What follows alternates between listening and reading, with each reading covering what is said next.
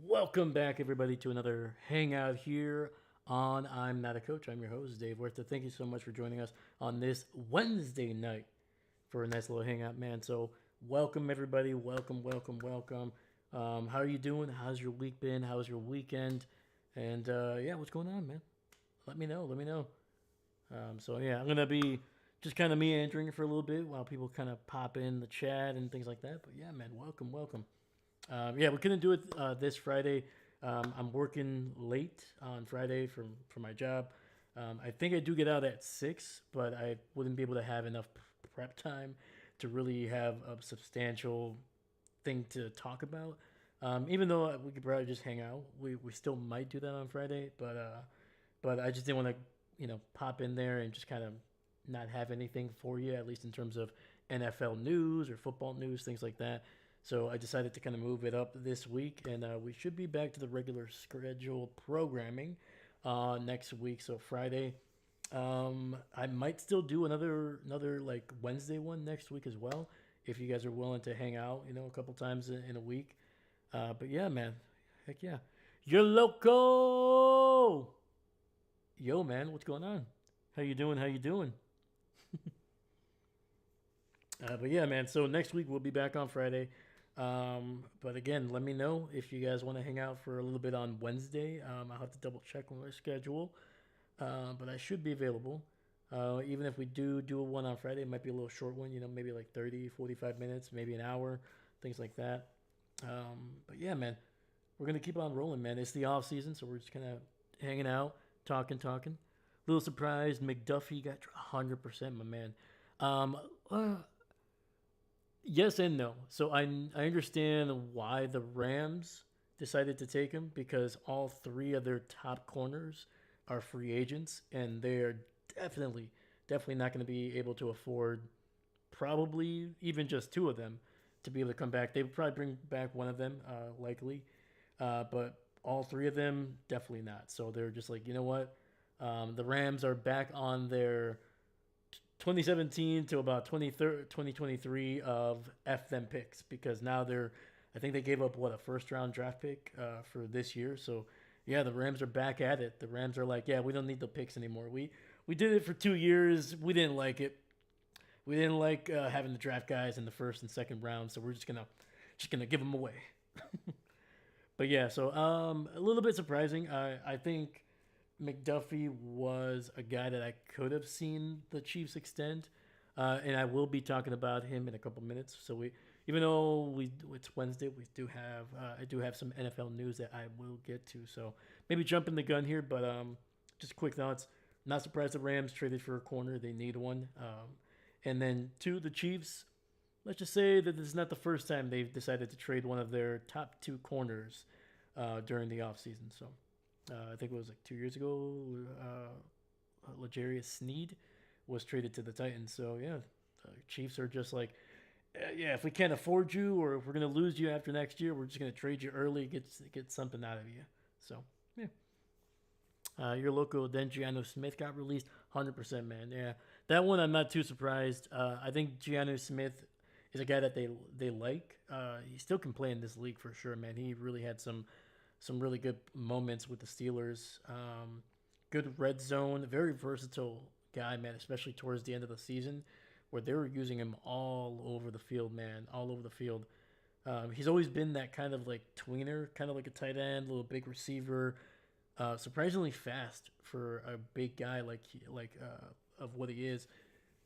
But on top of that, I think it's just like too much money, man. I think the Steelers, as much as they don't want to admit, they are going to be in a rebuild. I think they still have a lot of talent there. There's probably some bloated contracts that they're going to probably get rid of not only this season but next season as well. But yeah, man, starting with Giannu is not surprising. I would be surprised if Aaron plays for the Steelers this coming season.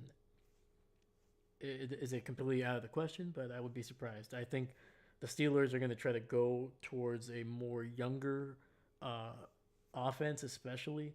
Not necessarily that means that they're going to get rid of all their guys all at once. Like I said, I think it's going to be like a year or two process.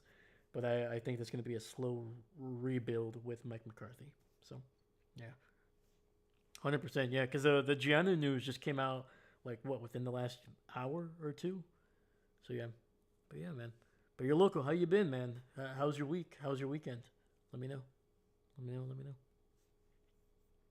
All right.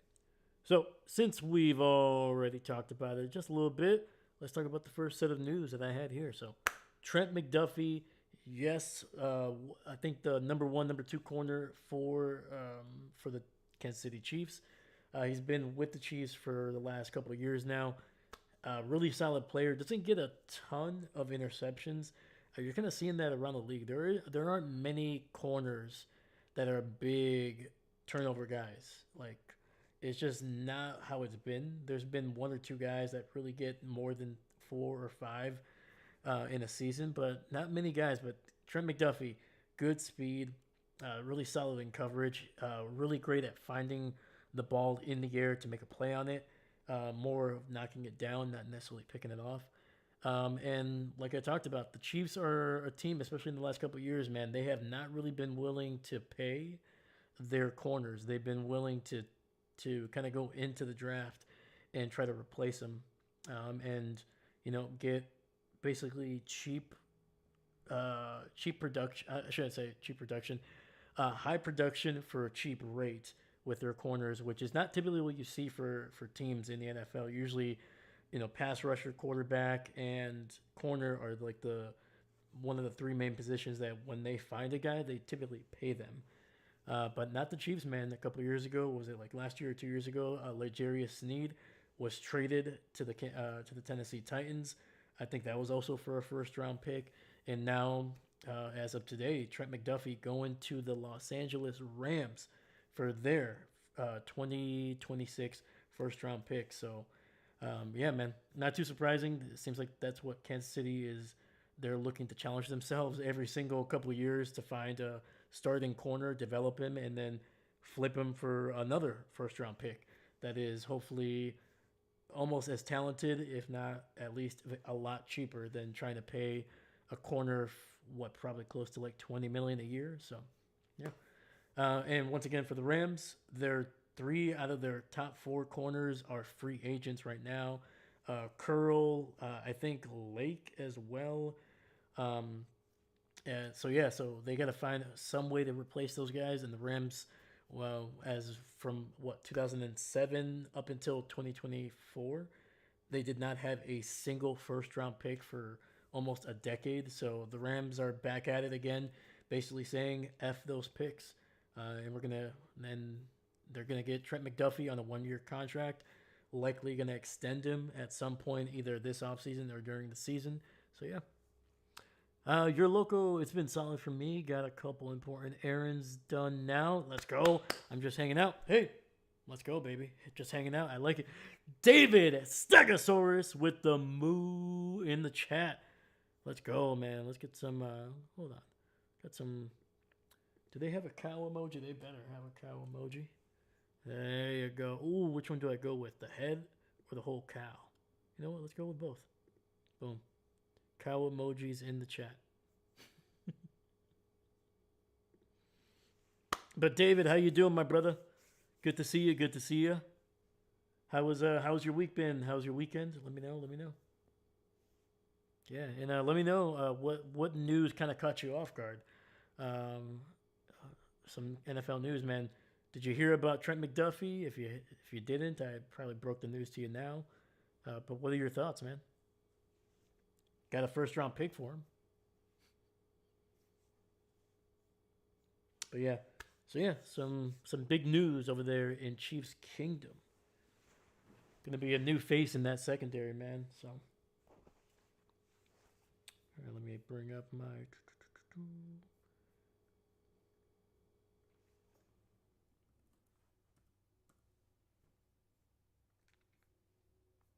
yeah, Trent, 25 years old, doesn't turn 26 until uh, September 13th of this year, man. So still a relatively young corner, man.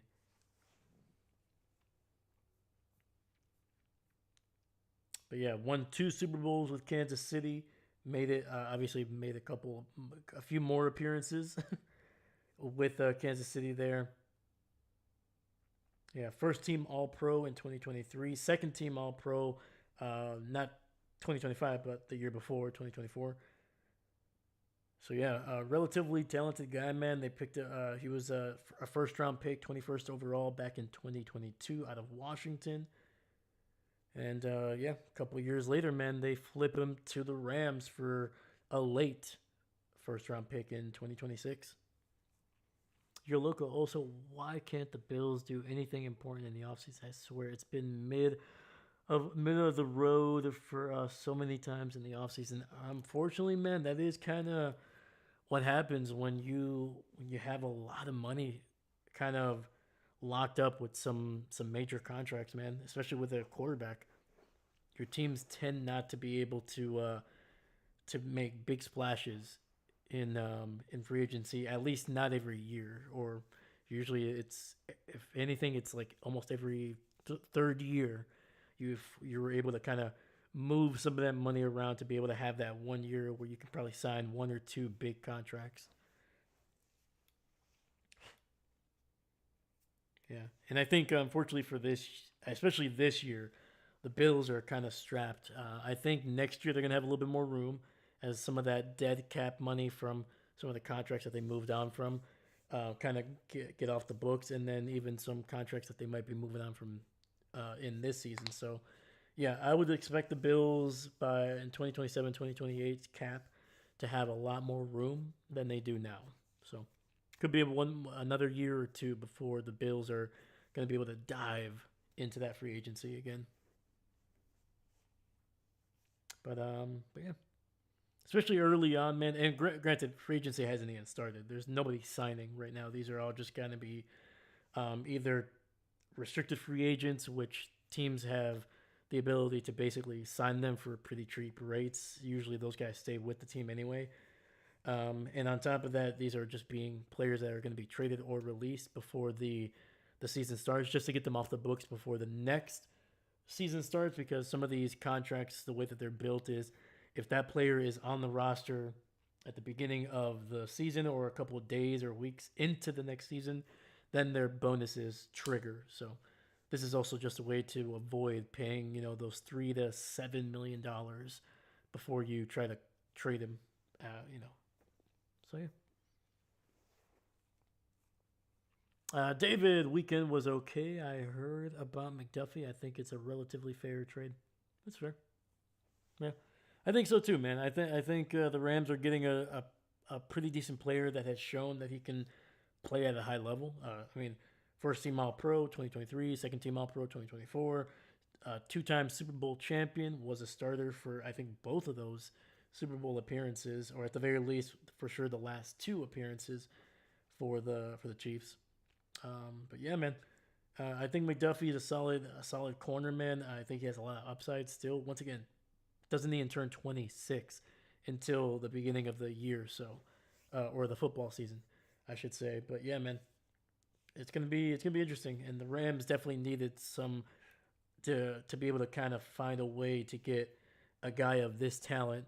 Um, because if let's say McDuffie was a free agent, they're gonna have to pay him a lot of money right away. This way, they can kind of keep his rights at least for this year. If they can't seem to agree on an extension, at least they get 1 year out of him. So yeah, that was one of the biggest news over the last 24 hours. So Trent McDuffie, no longer a Kansas City Chief, will now play for the Rams.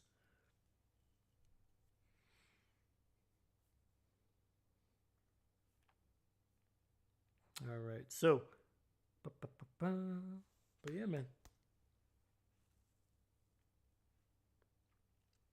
So as we're gonna keep it going here, we're gonna keep it going here. So the next piece of news that I wanted to talk about, let me know what you think about this, is Stephon Diggs being released by the New England Patriots. This shouldn't come as a surprise.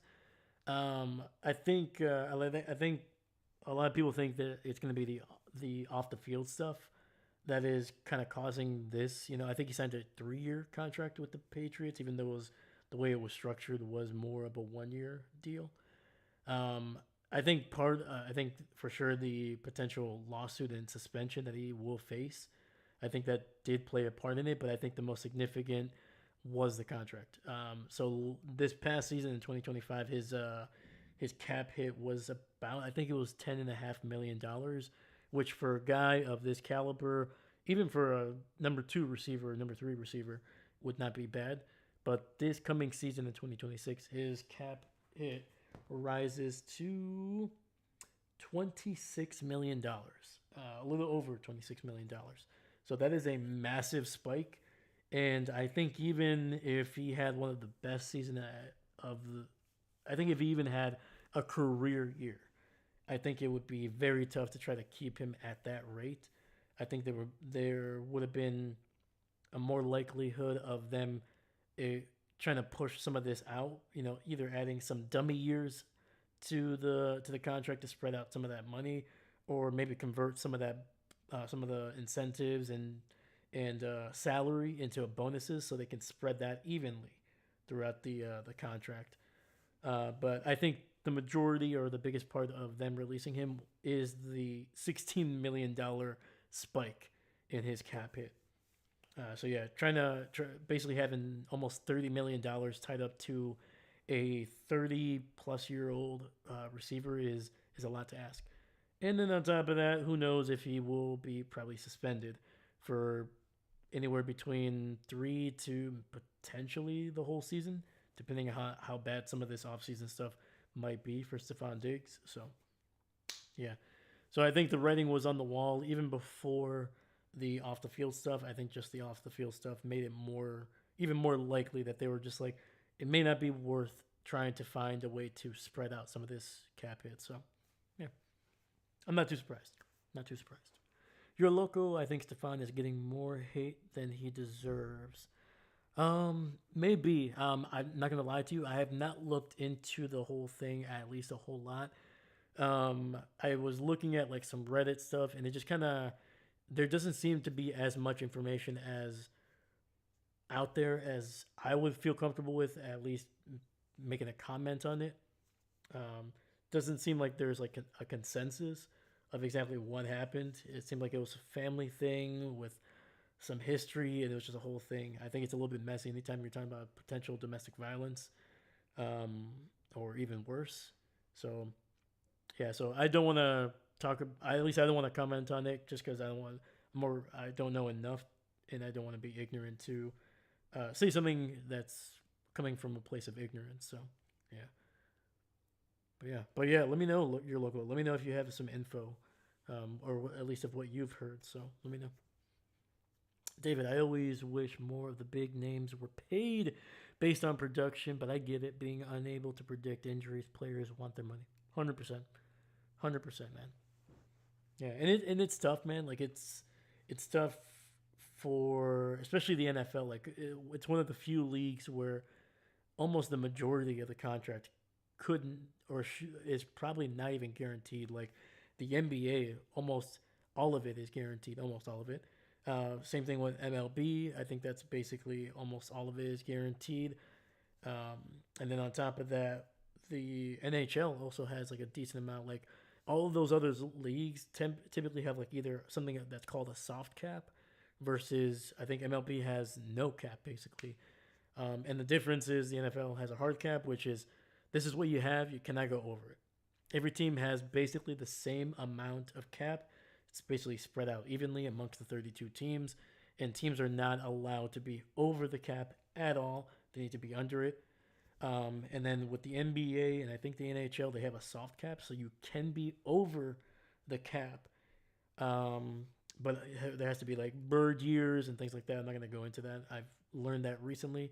And then you got the luxury tax as well for the NBA, where you can be even further over your cap, but you'll have to pay a lot more per dollar, whatever it is, for that. And then the MLB is basically whatever your team or owner is willing to spend of his own billions, that is your cap. If you have an owner that is worth 300 billion, you can spend up to 300 billion or whatever the hell it is. I don't know, but yeah. So that's why in the MLB, typically the rich teams are the ones that are kind of going further into the playoffs. So, but yeah, I going back to the contracts with the players. Yeah, man, that's why some of these players, man, they fight for every dollar. The agents fight for every dollar that they possibly can because at the end of the day, man, the contract it may look good. It might say 4 years, 150 million, but when you look at it, like the Stephon Diggs, it was like a 3 year, 30-40 million dollar contract, but it was more of a 1 year, $12 million contract basically. So yeah. So yeah, Stephon Diggs will be a free agent. We will see what happens. I think a lot of teams are going to wait to see what happens with the off the field stuff before they probably approach him with a contract. So it might be a few weeks, or sorry, it might be a few months before Stephon Diggs gets a phone call from a team. Also, Tyreek Hill getting released wasn't surprising. Not to me, at least. 100% no. Yeah, yeah.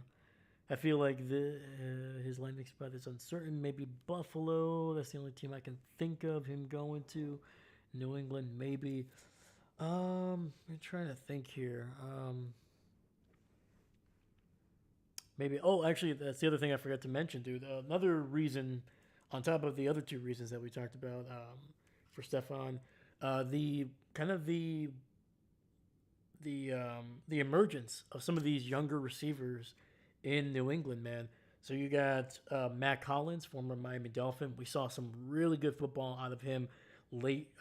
Actually, not late. Basically, the second half of the season, he was really able to turn it on. Great at high pointing the ball. Incredible freaking ability to jump into the air and get those jump balls. He really came on in some certain spots. And then you got Demario Pablo Douglas also made some big plays in the late in the season, including the playoffs. There, that was able to. I think he made some big plays in the wild card and the divisional round. And then on top of that, Bodie also was really coming on in the playoffs. There, he really had some really good games, and I think the emergence of those three guys, along with the possibility of the Patriots being able to draft a few younger players that could take up some of this production that they might be losing with with Diggs. Going to be cheaper, significantly cheaper. So yeah, so along with those three guys and the possibility of drafting somebody else, I think the Patriots are like, you know what, we're going to be willing to move on. So, but yeah, going back to Tyreek, man, it'll be interesting. I don't think he'll land in New England. I don't think the Patriots are going to go that route. Simply because I think Tyreek is not going to be coming cheap, and I think the Patriots are going to be. I think they're going to be willing to roll the dice with this young crew. They might even go the Mike Evans route. I think that would be a little bit better of a option. I think the contract would be similar in terms of money from Mike Evans. The biggest difference with Mike is I think you're getting true big body receiver, which I don't think they actually have in New England right now. I think they have speedsters there, but yeah, with Mike Evans, I wouldn't be surprised if he goes to the Patriots. But yeah, with Tyreek, it'll be interesting, man. Tennessee could be a landing spot for him. They're in need of some playmakers there. Um, trying to think here. Maybe Arizona, but I don't think they'll be pulling at that string. But yeah, I could see I could see Tyreek going somewhere in the AFC again. So yep, yep, yep, yep.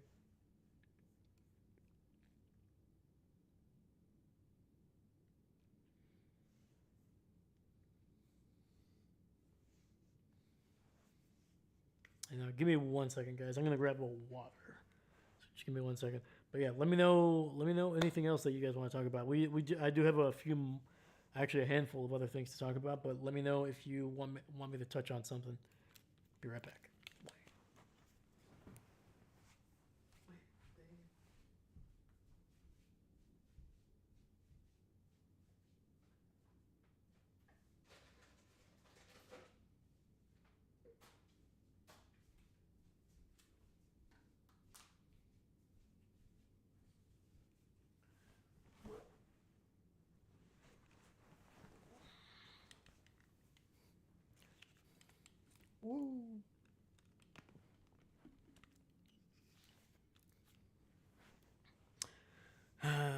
I don't think Tyreek gets a big payday. He's coming off injury.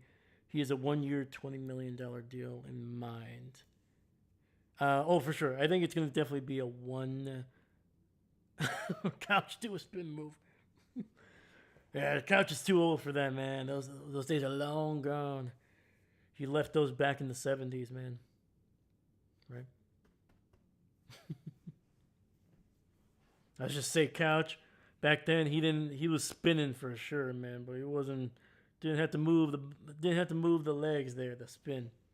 He was a big old hippie, man. Big old hippie. He was at the original Woodstock. Look it up, you can look at the photos. See that couch in the background? That was that was this guy. Yeah, man. Yeah, he was supposed to be the original. He was supposed to be in the original Cheech and Chong movie, but couldn't make it there, man. Couldn't make it there. But yeah, no, I think Tyreek, whatever he signs, even if it's a quote unquote multi-year contract, it's basically gonna be a 1 year contract. It's a prove 8 year deal. I would be, to be honest with you, man, I would be surprised if he gets 20 million. I don't think anybody's gonna be paying Tyreek for that much money. I think if it is, it's gonna be 8 to 14 million. I don't think he gets 15 or more. I really don't.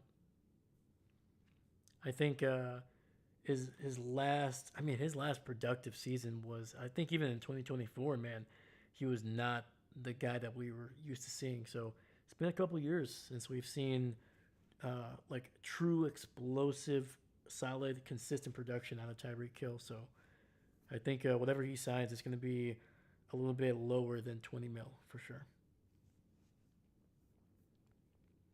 All right. Continuing on with the news, another player that was released within the last couple of days here is Mekhi Becton, the guard for the Chargers, man. So Mekhi, a little bit background on him. He was a first-round pick for the New York Jets for the first, I would say, 3 or 4 seasons. They tried, probably for too many years, they tried to force this guy into a tackle position. And I get it. Big, tall, somewhat athletic. Um, they tried to make him their franchise tackle. It did not work. Unfortunately, just as even though he's strong and athletic, unfortunately his feet were not there, man. His technique, he struggled to get low, to get leverage. Sometimes his feet were just slightly too behind to be able to kind of wall off the edge rushers there. They would be able to just easily kind of bend around him, or just a nice little spin move to be able to get inside, and it just wasn't working. They tried to work him in at guard, and it seemed to work a little bit better, but it still wasn't anything amazing in his time over there with the Jets. Signed a 1 year, relatively cheap contract with the Eagles in 2024, and played great.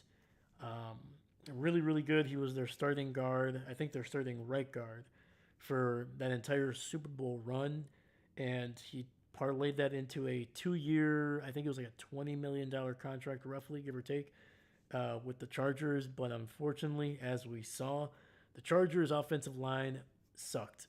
It was one of the worst offensive lines in the NFL, especially in the AFC. Yeah, man, they were just manhandled. I don't think it was just Mekhi's fault for that, but he did not help. So, yeah, 1 year, 1 year with the Chargers, and he is out. We'll see where he lands. I think wherever he goes, he's going to be competing for a starting job. And if he's a backup anywhere, it's going to be a solid backup, man. I think he's a solid player. I just don't think he's a true number one guard, or at least one of the top guards at his position. I think he benefited from being in a really good system over there in Philadelphia, along with being next to a guy like, I think he was next to, might get this wrong, Lane Johnson, and I think Jurgensen or Kelsey was there actually. So yeah, so when you're surrounded by some really talented guys, I think that does help. Not to take away from Becton, but when you're surrounded by some All Pros, potentially Pro Bowl players on either side of you, it tends to make things a little bit easier for you. So, That's fair. I really don't know what prime receivers are getting anyway. LOL. I didn't want to throw shade saying five. You're not wrong. You are not wrong. Yeah, I think Devonte Adams, he signed a 2 year, 3 year contract basically with the Rams, and that equated to basically an average of about, I think it was like 16, 17 million. I think Devontae's cap hit for the first year was like 12 to 14 million, and I think this coming season it's going to be closer to like 25, 27. So um, I think with Devontae, they're going to restructure that contract. They're going to move probably some of that bonus money and spread it out a little bit because I think they want to keep Devontae over there with the Rams. So that's basically what a guy like Devontae Adams, who I think has been more productive, stayed healthier, and has just been less of an issue at least outside of the field than Tyreek. Granted, Tyreek I think has done a better job over the last couple of seasons, only a little bit, of being less of a distraction off the field. But yeah, that's at least that was the contract that Devontae signed. I think it was like a 2 year, 32, $34 million contract. So, but yeah, with Tyreek, I think just because of the injuries, the lack of production the last couple of seasons, I think it'll probably be more than 10 million, but I don't think it'll be more than 15. I think that's just too much money for a guy that's kind of approaching kind of that downturn of receivers, or downturn of that age where receivers tend to go down. So, but yeah. But yeah, Makai Becton is released. We'll see where he lands next. I think wherever he goes, he will be competing for a starting job. But yeah, we'll see. Oh yeah. So this is a guy that I was not surprised. I thought it was gonna be maybe next year they were gonna move on from him, but to be honest with you, just rip off the band-aid now. And that is Kyler Murray. Has yet to be released as of right now, but he is expected to be released before the new year starts. So that will be coming in the next couple of days here. But yeah, the Kyler Murray experiment over there in Arizona has officially ended, and it started out great, man. His first 2, 3 years were incredible.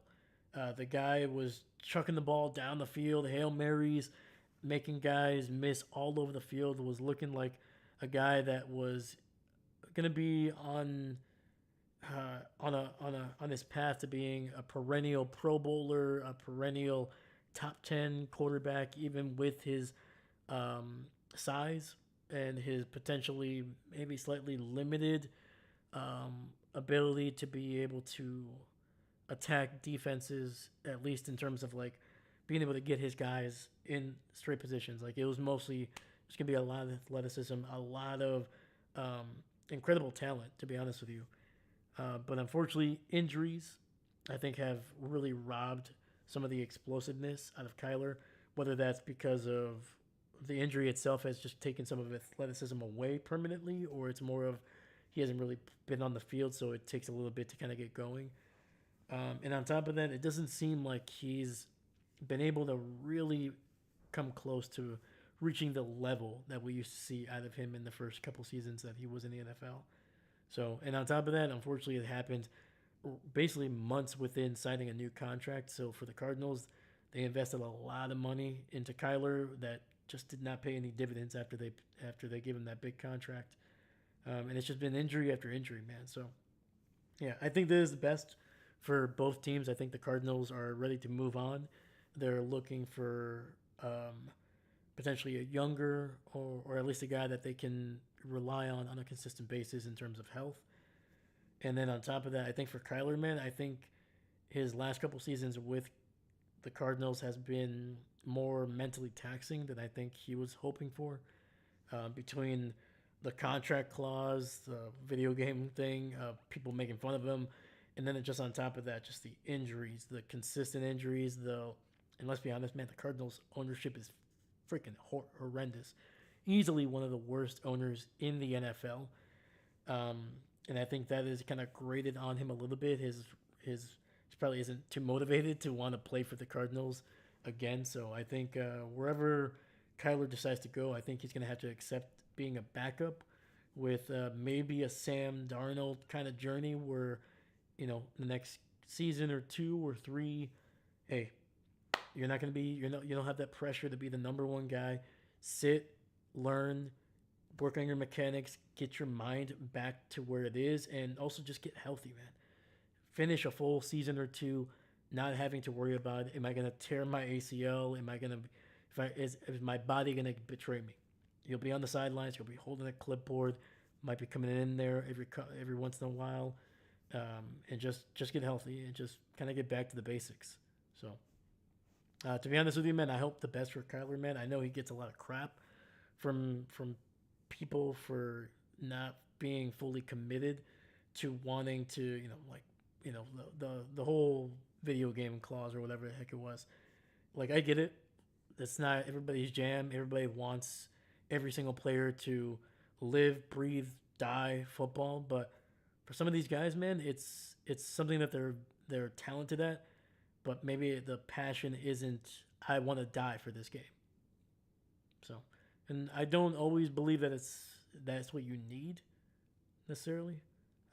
I think you can be a pretty dang good player while also having other passions, maybe even other things that you're more passionate about. But I think it's more about being a professional. When you are on the field, when you're in the situation, when you're representing the team, be about it and put it. Make sure that you're doing everything you can to be able to be a leader. And I think that's the biggest thing for Kyler. I think the biggest issue is that, not necessarily that maybe he likes video games more than he likes football. So, but yeah, man. But wherever Kyler goes, man, hopefully it's a good situation for him. Hopefully he can get healthy and maybe they can help his development because I feel like he's been in a little bit of a rut the last 3 seasons. So, but yeah. Let me know what you think of Kyler Murray. So.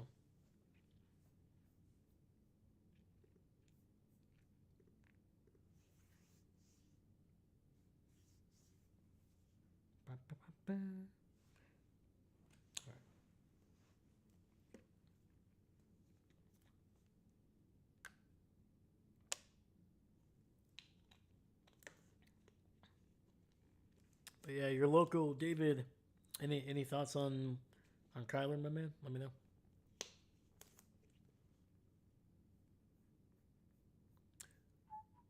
Also, are the lights distracting? Should I keep them one color? Let me know. Let me know. I'm trying to make sure that the background kind of stays engaging for the most part. But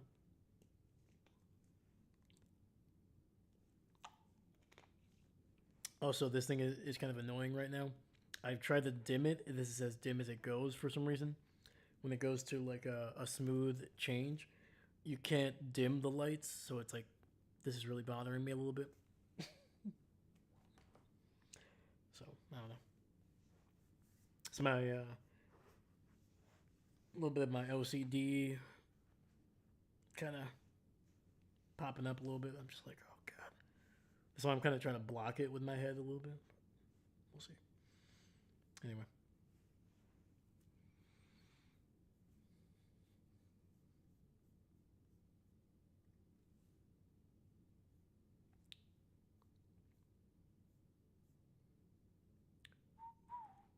All right. So we're gonna keep it going here. We got some more players that are being released. There's a bunch. I'm not gonna get through all of them just because I feel like one, there's some few players that I just don't really have much to say about.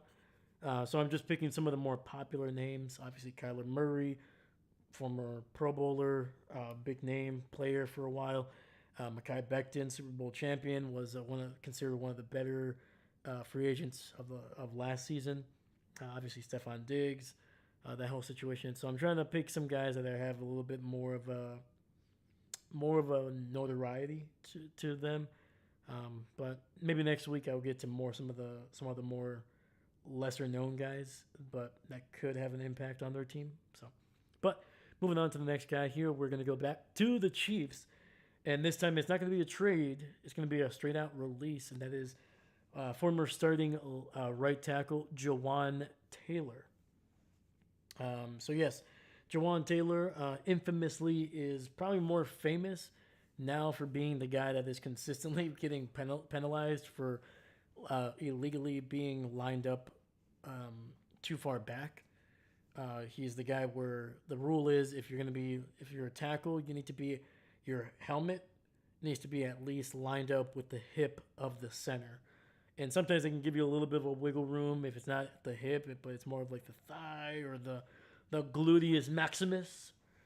They'll let it go, but Jawan over the last couple of years, especially the last 2 years, man, they have been getting after this guy, man. And to be fair, there has been some horrendous. I mean, this guy is like he's like a full 2 or 3 steps behind where he probably should be. So, but yeah, on top of that, he's not only dealing with the penalties, he's also been dealing with some really bad holding penalties at the worst possible time, wiping away some big catches, some big runs, especially during this season. And then on top of that, just some of his play has not been to what we've seen. Even though he's been penalized, he's always been a solid tackle, and I still think he is. But I think over the last couple seasons, I don't know if it's mental or if it's more of maybe they're just not letting him because he's not been able to line up further back. Maybe that's affecting him. Um, but yeah, man, this season, man, the Chiefs struggled, man. Offensively, pass protection was rough. At times, their running game was not able to really find room to run consistently. And I mean, we saw it through the last couple of weeks, man. Mahomes was just getting absolutely hammered from the edges. And yeah, Jawan did not have a. He had some really bad games this year, so not too surprising. I think they're going to save. I think it's close to $20 million by releasing him. So, 20 million off the books, saving some cap room, and that's probably arguably the biggest reason why they're moving on from Jawan Taylor. So, I think Kyler is a mid-tier quarterback, but he was being paid like elite. True. Hard to know if he can bounce back up the ladder. Yep, I agree. I don't get me wrong. I think he has the tools to be a solid quarterback. Like he can be a starter in the NFL. Is he going to be a top 10, top 5? No, I don't think. I think early on there was a lot of like, oh man, this is what he's doing now. Imagine when he's able to blah blah blah blah in a couple of years. But yeah, I think the ceiling for Kyler is he's a mid tier starting quarterback, which to be honest with you, it sounds terrible because obviously mid is now considered bad or whatever it is. But being one of the top 21 to potentially 12 top 12 or 12th best quarterback in the NFL, it's not bad. You can make some good money, and I think you can win with a guy like that. You just have to be able to get him in a system that works, surround him with talent, and possibly a good coach that can kind of minimize some of his weaknesses. But but yeah, like I said, I hope he kind of goes the route of a Sam Darnold, where he takes 2 or 3 years to kind of refine some of his rough spots, kind of get his mind back right, get some of his mechanics that I think he's always been kind of a little too loose with. I think certain coaches have been unwilling to want to change that because they're like, oh well, we don't want to mess him up. It's like, no, you need to change him. He needs to be able to kind of work within a system. Can't just be kind of running and gunning. That just doesn't work in the NFL, or it doesn't work for every single game. So, yeah. Kyler is a new Mariota, Tannehill, Fitzmagic story, maybe. Yeah, yeah.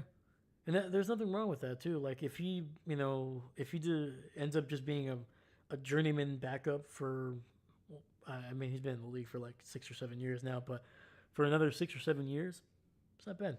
I think you could do a lot worse with Kyler Murray being your backup. I think he's always going to give you that X factor in terms of being able to move the ball with his legs, and the guy has a freaking cannon for an arm, man. He can chuck it 60 yards down the field. So, yeah. But I agree with you, David. I think he's a middle tier quarterback. I think that's his ceiling. I don't think he'll be able to reach the potential that many people thought he had through his first 2 or 3 years. But yeah, Yeah. Hopefully he finds some success, man. At least I hope that he can get to a place where he can at least enjoy the game because I feel like I think that's good for everybody, man. And it doesn't seem like a bad person. Let's just say that. Like he gets a lot of crap for the video game stuff and maybe not loving football, being the number, blah blah blah. But he doesn't seem like a bad person. So, I don't wish bad things for him. So, yeah, yeah. Mariota Tannehill. Even though I think Tannehill probably had a little bit more of a higher ceiling than Mariota at this point, but I mean Mariota, man, he seems to be liked everywhere he's gone. Atlanta, Washington, he always seems to be able to find a way to find. He always seems to find himself on the field for extended periods, man, and he plays um, some decent quarters, if not maybe a few good games every couple of years. So, yeah. But yeah, fortunately, Jawan Jennings, the Chiefs, trying to save as much cap as they possibly can. They are finally moving on for Jawan. I think I said Jennings. Sorry, Jawan Taylor. So they're finally moving on from Jawan there, and I think it's the right time, man, because that offensive line was not great. It was definitely getting worse as the season went on, and for the Chiefs, I think they're going to want to retool that offense. New receivers, new offensive line, or at least getting some pieces that they can kind of build off of for potentially maybe another a run with Patrick Mahomes in the next couple of years here, as they try to move on from some of the older players that were part of that first dynasty run over the last couple of years. So.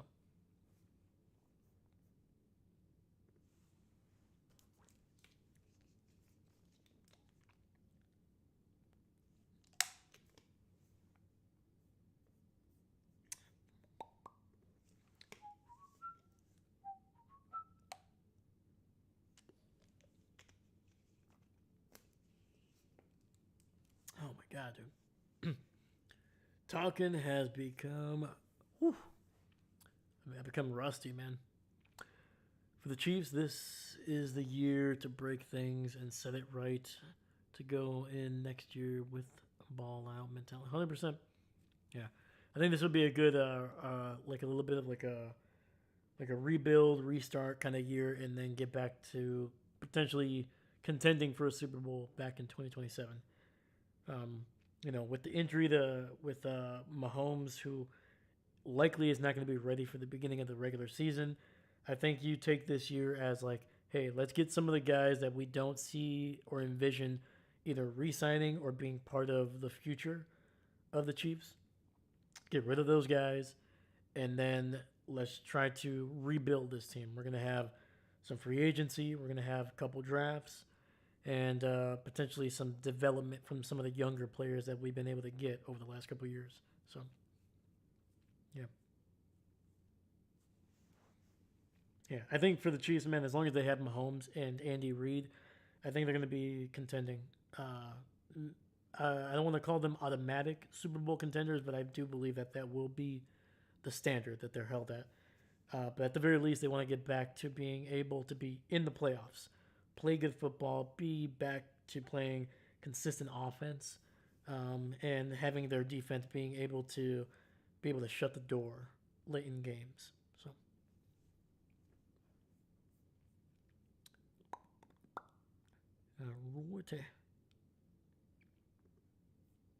all right. So, I'm trying to think here. Am I done talking about players? For the most part, yes. I know there's a few other players that have been getting released honestly, within the last couple minutes to the last couple hours. Let's see here, is anybody I want to mention that I didn't get a chance to get a picture on? But yeah, yeah. But let me know. Let me know. Give me a topic. I have two more major things that I will be talking about, and after that, I'm going to be kind of spitballing for maybe a couple minutes, and then you might head out. But we'll see. Oh yes. So I didn't see this until basically like an hour ago. So I didn't really get a chance to really look into where he could land. But Rashid Shaheed, one of my favorite players that we got to see this season. He got traded from the Saints to the Seahawks. Obviously, we talked about him extensively. He was able to really be a big spark plug for the Seahawks, especially against the 49ers in that game. Man, dude, he was phenomenal, man. But as of a few hours ago, he has basically told the Seahawks that he is not um, that he's gonna want to test free agency. So there is no extension in the works right now, and from the looks of it, Shaheed is gonna be looking to see what he can get in free agency. The guy is 28 years old. I was actually very surprised. I thought he was like 26. Um, but yeah, he was almost 24 years old when he got drafted by the Saints. So, so yeah, I think it is. I think he knows that this is going to be his, probably his best chance to be able to probably cash in for his first big contract. And to be honest with you, like I said, for those of you that have been on the channel for a while, I'm always about these guys getting that first big contract. Go get it, chase after it. Um, you might not be putting yourself in the perfect position. You might be going with some bad teams, but at the end of the day, your contract, your NFL career, and your potential longevity as like a guy that can get a big contract is very very limited. Once you start reaching even 29 years old, teams are not really going to want to give you a massive contract. So for Shaheed, he's this is probably his best chance. So if he can get an extra $2 or $3, $4 million, even if it's only for an extra year or two, that could make the difference in a life that if he invests that correctly could be huge. So yeah, I don't blame Shaheed for wanting to test himself out or test the free agency to see what he's worth. So, and I think some team is going to be willing to give him some decent money, man. I think it'll be a 1 to 2 year contract kind of thing. He's never really shown to be a 1,000 or 1,200 yard guy. So I don't think he'll be getting massive money, but I mean we've seen some guys get like 18 million a year that have maybe had like 700 yards in the season that have probably less of an impact than Shaheed did this year. So who knows? But yeah, let me see here. Just trying to make sure I don't forget anybody before I move on to these last two. Don't think so. Oh, the Packers are re-signing Chris Brooks, which I do like. It's a 2 year contract worth $4.85 million. So a really solid player that I think really started to come on late in the season. I think for a while Emmanuel Wilson was above him, but I think as the season went on, Chris Brooks really started to show himself not only as a runner, but a guy that could catch out of the backfield, and on top of that, a little bit better of a pass blocker than Wilson and even Jacobs, in my opinion. So I think that's a solid re-signing for the Green Bay Packers. I think Chris Brooks is he's going to find a spot for sure in that backfield.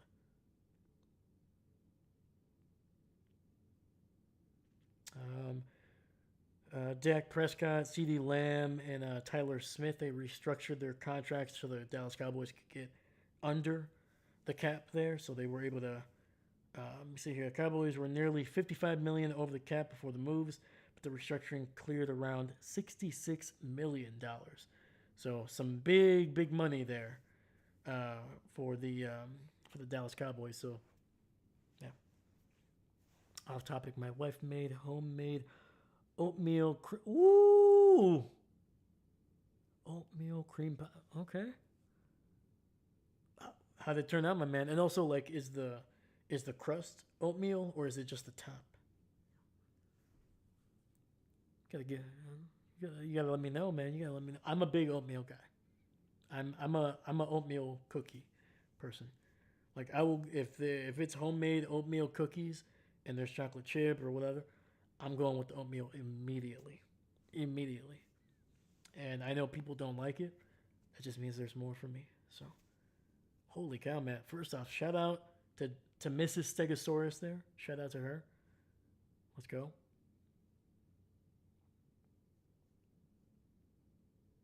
Heck yeah, dude.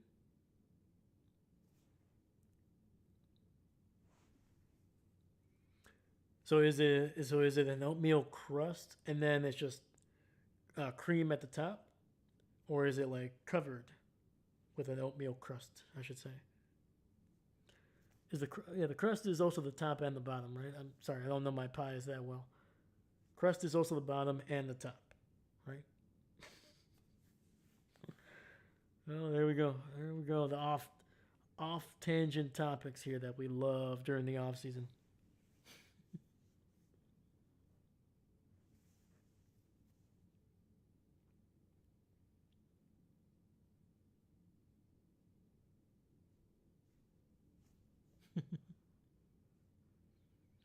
Yeah, what was it? I have some brownies. Once again, I think I said I was gonna make some brownies during the playoffs. Never did. I completely forgot. Unbelievable. Unbelievable. I'm gonna have to make some brownies next time we do this next week. That's what I'm gonna have to do. That's what I'm gonna have to do. Honestly, I probably should have made it during some of those Texan games in the playoffs. Probably should have made some brownies then. Might have been more exciting. So oatmeal cookies, turn one upside down, then cream filling, then one on top. Okay, not quite as soft as the ones you buy in stores, but about 5,497% healthier. You know what? I think it's a good trade off. I think it's a good trade off. Eben, what's going on, buddy? Dave, how's it going, my man? I'm doing well, my dude. I'm doing well. How are you? Yeah, man. Let me know. Let me know. How's your week been? How was your weekend? Yeah, man. Has there been any football news that's catching your eye? Let me know. But yeah, David. Okay, so oatmeal cookies, turn one upside down, and then cream filling with one on top. Okay. And like, what you mean by like it's like a full, like a big cookie, or is it like a regular sized cookie? So is it more like a cookie sandwich, or is it like you're spreading it out to make it like the size of a pie? Let me know.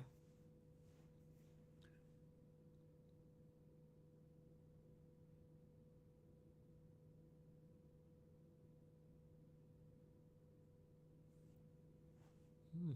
There we go. There we go.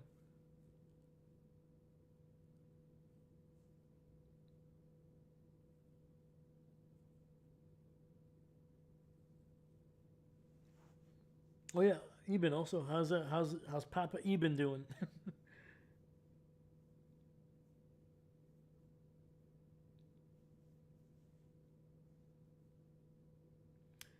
By one on top, I mean another oatmeal cookie. They're the size of normal cookies, but much thicker because it's the same. Ah, there we go. There we go. I like it. Okay, yeah, yeah, yeah. Gotcha. Okay. Hmm. And the cream, is it like homemade, like whipped cream, or is it like the Cool Whip kind of thing? Let me know. Hmm. I remember one time I made what was it, Oreo cheesecake cupcakes. Granted, this was like 10 years ago. So yeah, so basically it was some cream cheese. I'm trying to think. I think it was just a little bit, and I mean like a small little bit of sour cream just to kind of give it a consistency. And then it was there was no sugar because it was already. I didn't want to add sugar to it. I think it was like a little bit of honey, maybe just a little bit, just to kind of keep it consistent. And and you basically just whip that up, and then you put the Oreo cookie in the bottom, put it on top. Yeah, you can kind of crush up some Oreos and mix it with like the cream cheese and everything to give it a little bit of a bite. And then you added a couple dabs of mint if you wanted to, just kind of make it like a mint Oreo thing. And yeah, dude, it was so good, so good. I think you put it in the oven for like 12 minutes. It was just to make sure that the cream cheese part settled, so it wasn't like cold or like too loose. So yeah, you weren't really gonna cook it too long, so or bake it for too long. Yeah. That been great. The Lions traded Monty for Juice Scruggs. Okay, a fourth pick this year and a seventh next year. Honestly, not too bad. As much as it sucks having him gone, it's a good trade. Okay, I have to look that up, man. I didn't even see that. Holy cow! All right, I'll definitely look into it. Molasses and whipping cream and sugar. Okay, I don't know what else, but it mimics frosting type consistency. Okay, gotcha. Molasses, whipped cream, and sugar. Okay, same as you get in the store bought oatmeal cream pies. Those were my favorite as one of my favorites as a kid, man. Now, dude, oh my god, dude, I remember I ate one. It was like Mrs. Not Miss Debbie, Little Debbie's oatmeal cream pie things or whatever. I tried one. I think it was like last year, dude. Oh my god, dude, I could not finish it. So much sugar, so much freaking sugar. Like I knew immediately the first bite, I was like, oh, I'm not gonna be able to finish this. But I was like, I already paid for it. I gotta justify. And yeah, I ate like half of it, and then I just threw the rest away, man. It was too much. It's too much sugar, man. All right, let me see here. Juice, juice.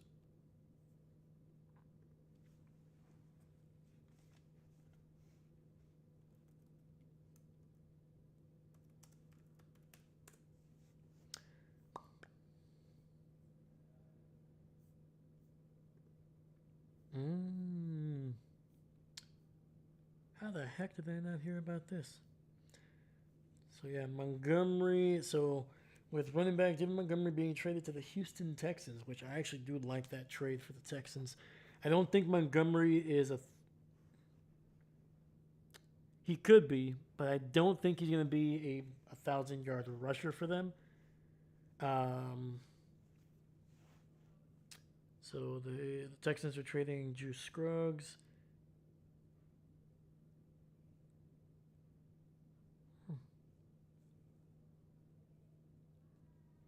So yeah, I like this for the for the Lions, man. So they're getting a late seventh round pick, or I should say a late round pick in 2027, and then they're getting a basically an early day three pick this season, and they're getting an offensive lineman who has shown that he can play in the NFL. He could potentially even be a potential starter, which I think the Lions do need to add some new blood, which is something that I even talked about throughout the season. Um, they needed to add some talent to that offensive line, especially the inside of it. But yeah, man, and I think Montgomery. I think they're really ready to move on. So yeah, okay.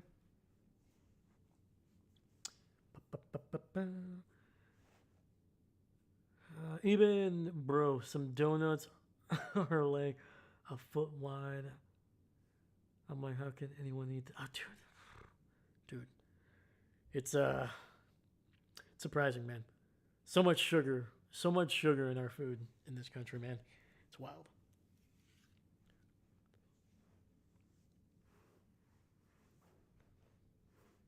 Yeah, dude. I like as a kid, I'm not gonna pretend like I didn't have a bunch of sugar. But as like an adult, dude, oh my god, dude, I cannot, I can't drink or eat anything that has like a significant amount of sugar. Like the most I can do is maybe like a couple scoops of ice cream. That's kind of it. Even then, I don't feel the best. I'm just like, I was like, you know. But yeah, dude. Like I don't know how people buy like buying a bunch of candy at the movie theater. I cannot eat sugary stuff during the movie. I'm more of like a nachos kind of guy, maybe French fries. But yeah, no, I can't do sugary stuff at the movie theater.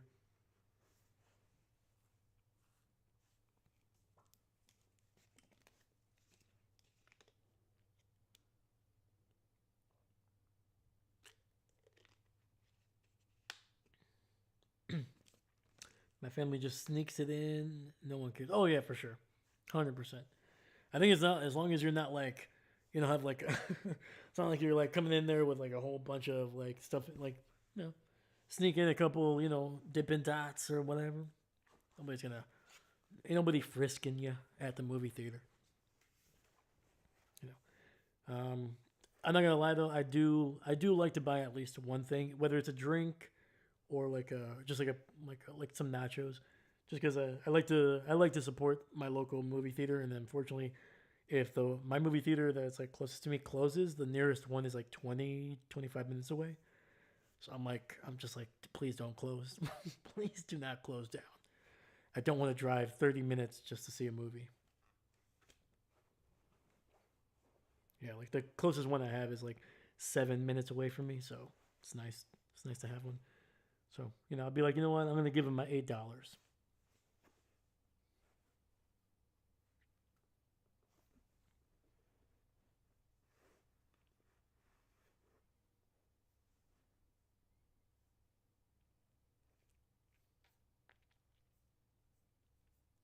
See here.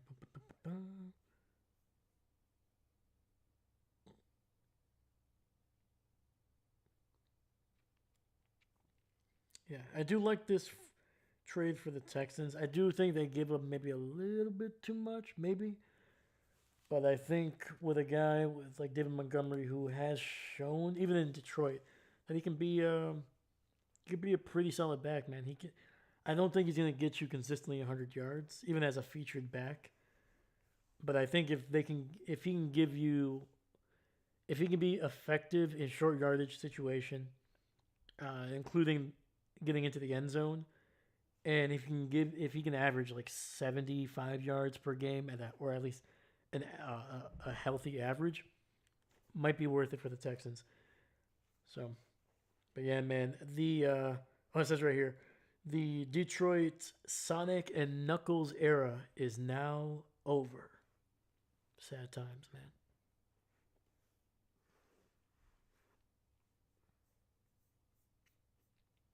Sonic and Knuckles, that's hilarious.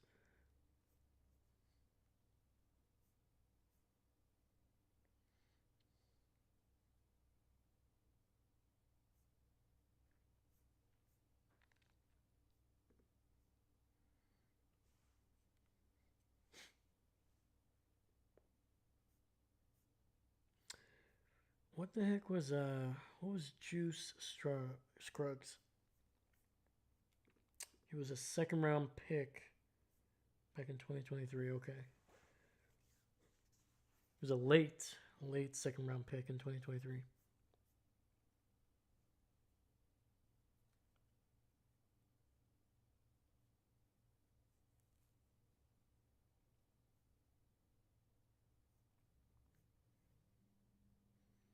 Yeah, Scruggs. He played in 36 games. He started 20 for the Houston Texans throughout his 3 seasons there.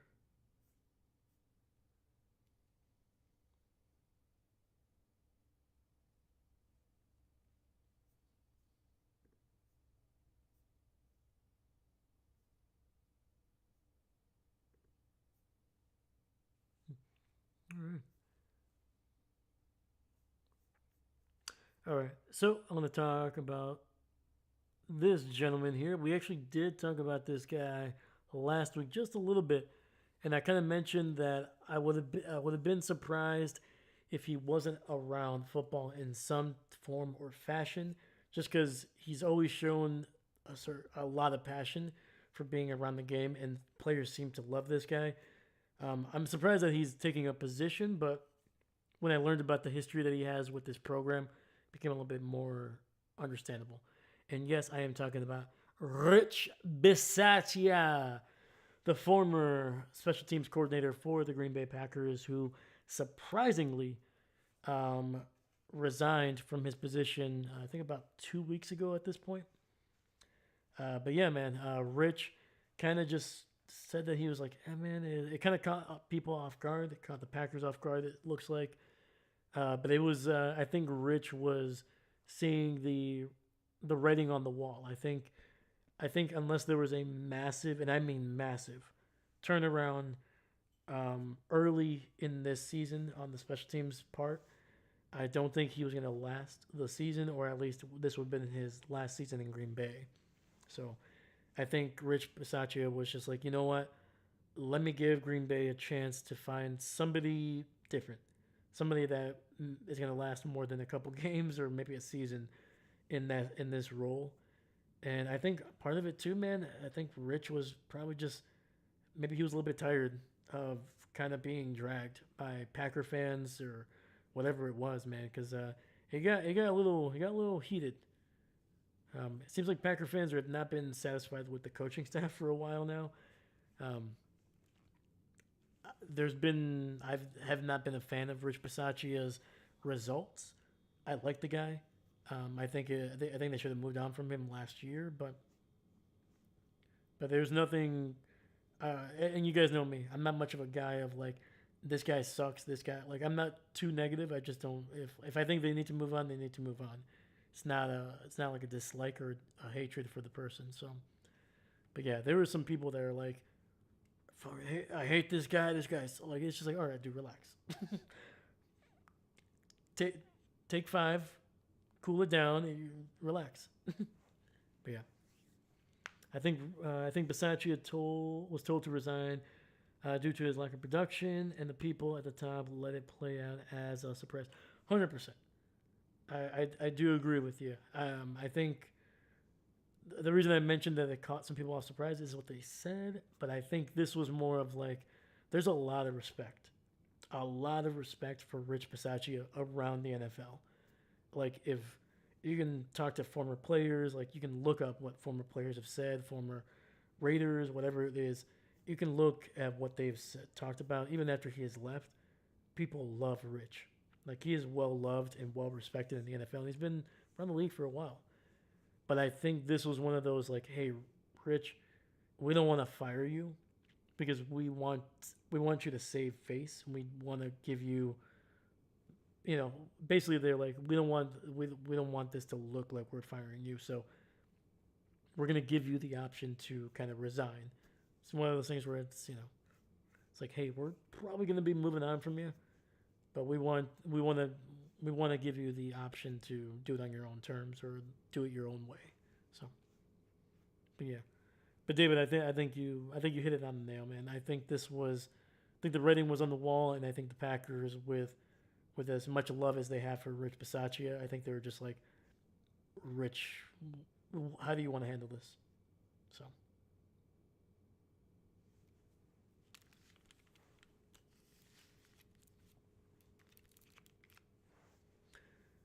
But yeah, so yeah, Rich Bisaccia now the new special teams coordinator for the Clemson Tigers, right? Tigers.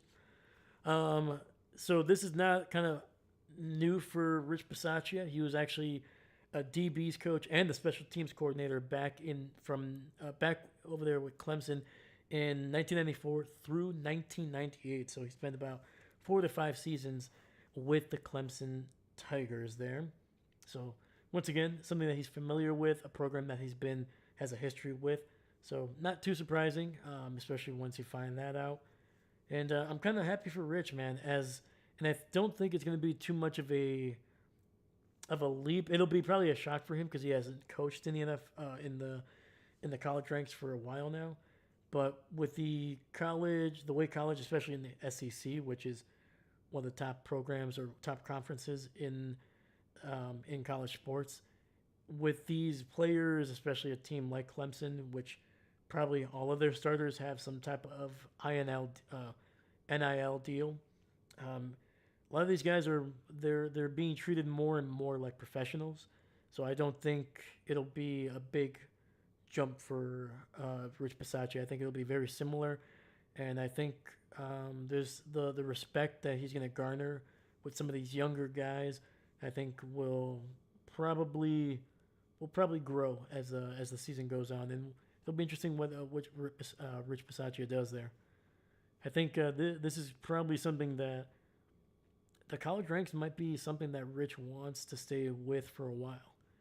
I think his time in the NFL was solid, but it doesn't look like he was a guy that was going to be jumping into the head coaching ranks anytime soon.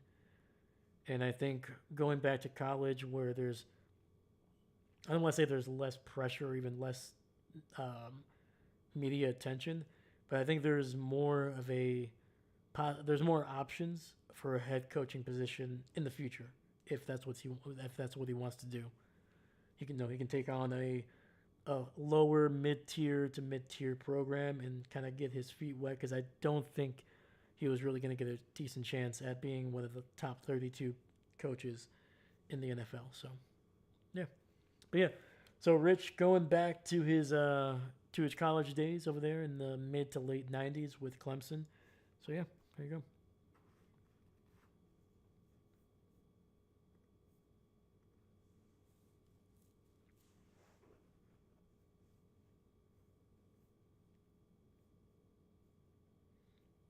Yeah, what was it? I think last week I said that I was kind of happy that Rich had resigned. I think the explosiveness and the production for the special teams for the Packers over the last, especially the last 2 years, it's basically been on a downward trend. In the last 2 years, has been horrendous. There's been no pop. There's been really no explosion, and I'm not even talking about touchdowns, kick return touchdowns, or anything like that. It's just more of like l- looking at anytime somebody was going to catch it, there was just never this feeling that there was going to be a chance for it to be a big play. And on top of that, the coverage team, the punt coverage, kick coverage team was just, it was either just solid. You know, sometimes they would get a guy inside the 20, but typically it was around the 25 or the 30. And then every once in a while, at the worst possible time, they would let a guy go to midfield or even further. So it was just the the good stuff was never great, and the bad stuff was bad enough at the wrong time that it was usually just a negative. So once again, I'm excited to see what they do with this new coordinator. I know his numbers don't look great, but we'll see.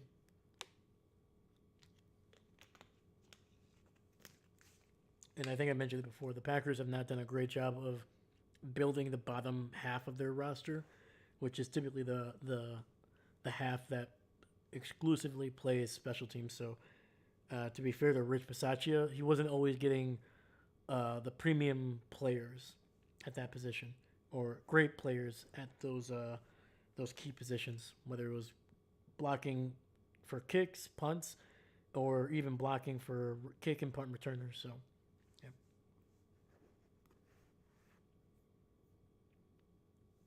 yeah. All right, guys. This is going to be the final topic here. I wanted to save this one because I do believe that this guy will be one of the top free agents for this round here, and potentially the top player at his position. So I wanted to end this one with talking about where I think this guy will either land or fit best. And I'm going to give you a couple reasons why. It's not just going to be like, yeah, this team, yeah, they kind of suck at this position, so they're going to pay him. But it's more of like, does he know somebody there? Is there some history, maybe? I don't know. We'll see. All right. So, I am clearly talking about a future former Green Bay Packer quarterback, Malik Willis. So, a little history on Malik. A man out of Liberty. Was drafted by the Tennessee Titans. Hold up. Here we go. Want to make sure I get all the information right. So yes, started in Auburn, finished his college career with Liberty. He was a third-round pick in 2022 by the Tennessee Titans. Played a handful of games as a rookie over there, and it was bad. Really, really, really, really bad. So much so that he never really ever got a crack at being a starting quarterback with the Tennessee Titans again. Almost immediately, they drafted the Mayo Man the next season. And even after he began to show that he was not probably the right answer at the position, they never really went back to Malik. And the Packers, after not being satisfied with the backups that they clearly had, coming into 2024, they traded a late round pick to the Tennessee Titans from Malik Willis, and almost immediately Malik played dividends as Jordan Love got hurt on the opening game in the opening game in 2024 in Brazil. Over the week 2 and week 3, the next two games, Malik played, beating the Indianapolis Colts, beating out the third overall pick and Anthony Richardson, outplaying him in that game, and then the next week in week 3, playing against his former team that traded him the month before, beating them handedly as well. And Malik, not only did he play safe, not safe, but was very efficient, clean football, but he took some shots down the field, especially against the Tennessee Titans, showing off some of that arm and also showed his leg, his ability with his legs, being able to get into the end zone against the Tennessee Titans, man. And from that point on, man, Malik kind of had a little bit of a kind of held a soft spot for Green Bay Packers, man. We saw him a couple more times in 2024. And then we saw him a few more times in 2025, starting one game against the Ravens. I actually went to that game. That was the first regular season game I ever went to in my entire life. It was really cool. The Packers still lost, but Malik was incredible in that game and continued to play well in 2025, man. Anytime he was on the field, the guy just played well. Smart with the ball. Didn't seem like he was ever... The moment was ever too big for him. I think he had 1 or 2 turnovers this season, maybe, but it was nothing egregious. And I think teams have begun to look at that, and it looks like there's going to be a handful of teams that are going to be willing to pay this guy some decent money. And so I'm going to talk about some of those teams. So I'm going to start out with some of the teams. I put these teams in 3 tiers here. So I'm going to start with the second tier teams. Then I'm going to go with third tier teams, and you'll know why. And I'm going to finish off with the actual teams that I do believe have the best shot at signing this guy. So the second tier teams, these are teams that I think if Malik went with these guys or they signed him, it would not be completely out of the blue, but there would have to be some. There would definitely have to be some. There would be some answers that need to be. There need some questions that need to be answered. So, God, unbelievable. I can speak. I promise. So, starting out with the Cleveland Browns. So the Cleveland Browns, obviously, they do have Shedeur Sanders. They also have Deshaun Watson, and they also have the guy out of Oregon. Completely blanking on his name. I'm sorry, but yeah, they have some guys that they drafted last year that played some minutes, some games. Neither outside of Shadeur's that one game where I think they still lost that game actually, where he threw like 4 touchdowns. Neither of them really coming into the season looked like a true number 1 quarterback. Deshaun Watson is still going to be on the team. They can't cut him because they owe him, I think it's like $80 million or more this season. So they'll be able to cut him next year, but he is going to be on the roster, potentially healthy, and going to be. Oh no, actually, I think they owe him like $120 million. So yeah, they're not going to be able to cut him. They just can't. So for that much money, they're going to give Deshaun Watson an opportunity to be on the field as the starting quarterback, even if even if Sanders or any of these other quarterbacks outplay Deshaun Watson, unless it's 100% clearly these guys are better. If it's even close, they're going to go with Deshaun, simply because of the money. So, yeah. So once again, the reason there's a possibility that Malik will is because I do believe if he can play at the level that we've seen out of Malik, even though it's only been 3 starts in the last 2 years, if he can play at the level that we've seen in those games, I think he is at least the second best quarterback immediately on the Cleveland Browns. I think he's better than Sanders. I think he's better than Gabriel. That's who I couldn't think of. And then there's a possibility that he's potentially better, probably better than Deshaun Watson, but also after this season will be a lot cheaper. And will probably be there for a couple of years. So do I think the Cleveland Browns are they gonna sign Willis? No. but it could be a smart move on their part, especially if they end up moving on from Deshaun Watson next year and Gabriel or Sanders don't seem to develop much further than what we saw this season. So, once again, the Browns are second tier team. I could see them trying to maybe be in talks, but I don't think it'll happen. So, next, second tier team that I think has a chance are the Miami Dolphins. Tua Tagovailoa, I think he is still going to be on the roster this season. It's going to be very similar to a Deshaun Watson situation where probably too much money in dead cap money is going to be held up if they decide to cut him. I think Tua is going to be here for one more year, unless the Dolphins just say, you know what, we'll take the dead cap money of like 80 to 90 million. But I don't think that'll happen. But if they do, Malik Willis could be an option for them because I don't think they have a guy on the roster currently that you could legitimately say, yes, we think that we can win with this guy. It's either going to be Tua or somebody else that they draft or potentially Malik Willis here. So, yeah. So the Dolphins, once again, I think they have a chance. I think if they made some moves, they could clear up some space. But similar to the Browns, I don't think it'll happen, but I think they're done with the Tua experiment. Unless Tua has an all-pro Sam Darnold leading them to a Super Bowl appearance or a win, I don't think Tua will be a Miami Dolphin much more than this season. So, David, two franchises that are having trouble convincing me they're serious about winning. Very true. Very true. Once again, so I put him on the second tier. The reason I'm doing 2, 3, and 1 is the three tiers are a little bit more surprising. These are the dark horses, so I kind of wanted to save them a little bit.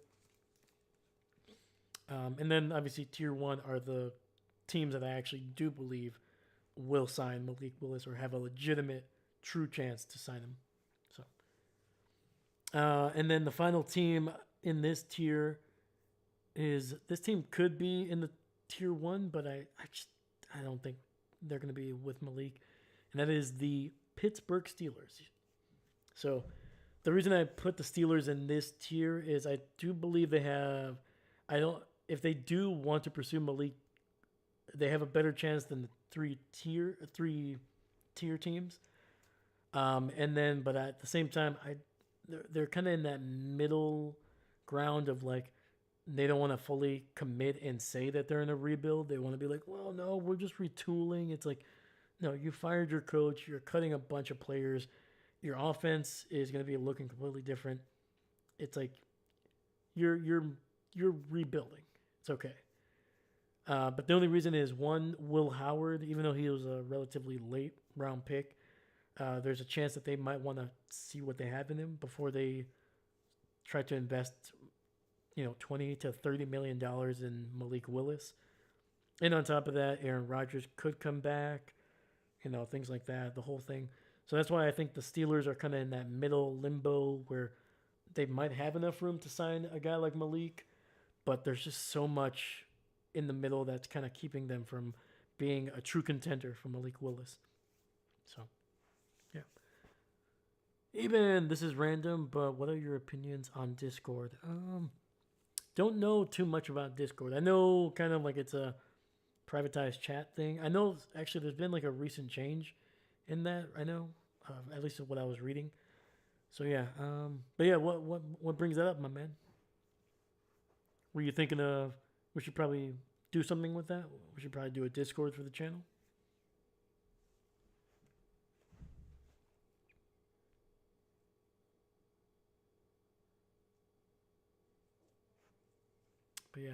But yeah, those are the two-tier teams that I think here that have a chance to sign Malik Willis, where he can potentially land, even though I don't think they'll be there.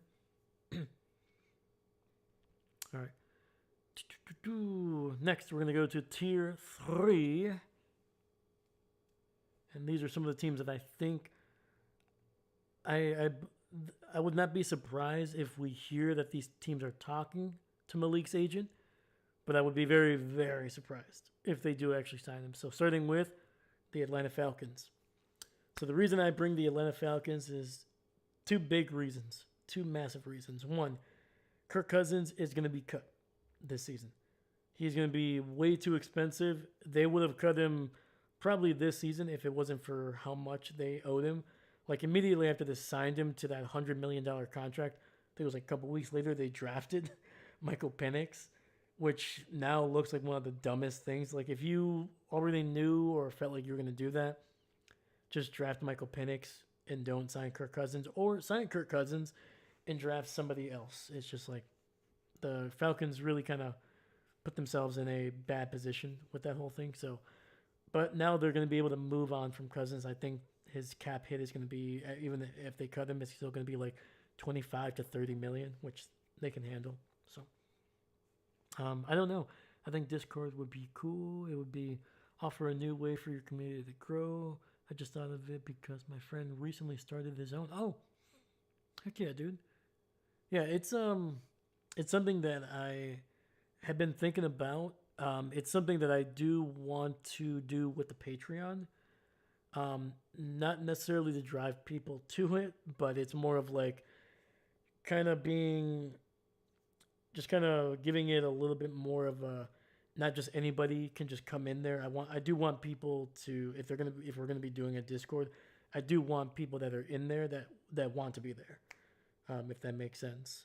So, yeah, I think it's something that I do want to consider. I think it's gonna be something I'm gonna consider towards maybe the summer when I have a little bit more, when I get into more of a rhythm. But yeah, I do like that. Even I like that suggestion, my man. I'm actually gonna.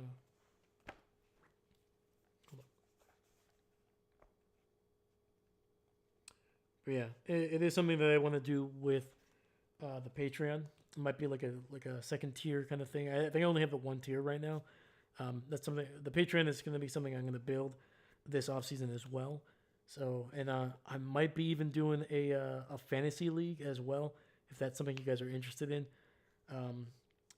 It's going to be, because I've seen that with some, like Tom Grossi does one. I think Perna does one as well. And it's going to be similar to that. Like, I do want people that when they join that, I want them to be kind of committed to it. So, but yeah, kind of stuff like that. Captain Mickey Mouse, what's going on, buddy? Cousins, yeah. Yeah, but Discord is not doing any favors to show they care about their customers. Yeah, that was the other thing too. I know I read about, but like the privacy stuff is no longer as big of a thing, and it's just a whole other thing.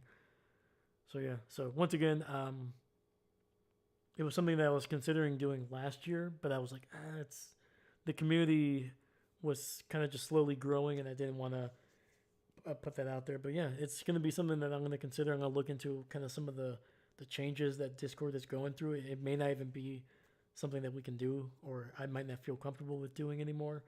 But we'll try to find something, man. We'll definitely try to find something. Captain Cousins isn't going to be going to Green Bay. Oh God, no. First off, even if he wanted to, I don't think Green Bay wants him. But yeah. But on top of that, so I mentioned, going back to Malik here and the Falcons. So Kirk Cousins is going to be gone, so they're going to need another backup there, even though Malik is not going to want to be a backup. But right now, Michael Penix is kind of in that limbo. One, he is injured. There's not a 100% chance he will be ready for the regular season. And on top of that, he hasn't really shown the ability to stay healthy his first two seasons. And on top of that, the play has not been at a high level consistently. So maybe the Falcons say, hey, let's try to push Michael Penix. So it's either going to be Malik Willis or Michael Penix. Whoever wins, that's our guy. And we're going to have two of these guys competing to be who's going to be the top dog in Atlanta. And whoever isn't going to be the backup. Simple as that. The only reason I don't think that this could be the case is because I think Malik wants to go to a place where he's going to be for sure the number one starter. So, but I think if the Falcons throw enough money at him, who knows? Captain Dave, Michael Penix is on the Chargers. Nope, he is on the Falcons.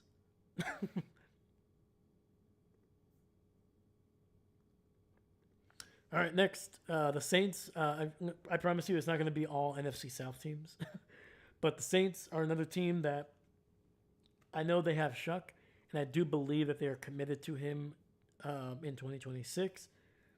But similar to the Falcons, it's the guy is on a rookie contract, not a super early pick, so there's not going to be a like it's not a first round pick, but there's a lot of money, potentially a wasted high draft pick if you don't decide to stick with him.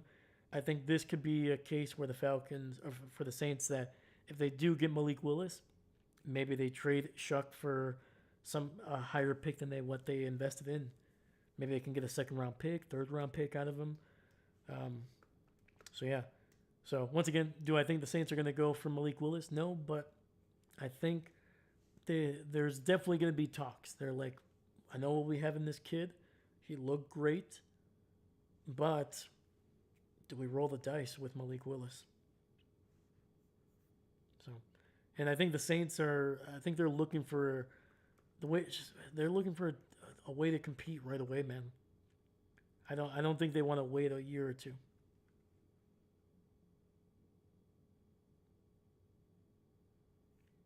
Captain, double check him, my man. I think you'll be surprised. All right, and finally, this is a little bit more of a meme, but it's possible. So we saw what C.J. Stroud did in the playoffs. Was not great. Was pretty bad, especially in that loss against the Patriots. And he is entering the final year of his rookie deal, unless they decide to pick up his fifth-year option. If they do, they will have to pay him as basically a top 5 quarterback for that 1 year, which I don't think they want to do, especially as seems like he's trending downward, and they might say, you know what, let's see, we'll sign Malik Willis. If he outperforms, we'll roll with him, and we'll flip Stroud for a middle round pick, second round pick, or whatever, and we'll move on. That way we don't have to commit a bunch of money to CJ Stroud, or at least see him just leave. They don't have to pick up his fifth-year option, and on top of that, they can at least get something out of CJ Stroud while getting a guy like Malik Willis, who might be an upward trend. So, yeah.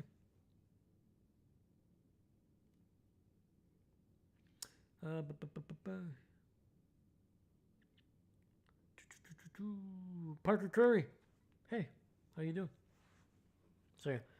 So those are some dark horse teams that I don't think will have a serious opportunity or even seriously think that they want Malik Willis, but there are things that kind of could open up. Once again, the Texans could want to move on from C.J. Stroud, so sign Malik Willis, flip Stroud for a pick, and the Falcons might just want to say, hey, let's get to competition. Either Penix is going to be our guy, he's going to win, and we'll just have another slightly expensive backup in Malik Willis.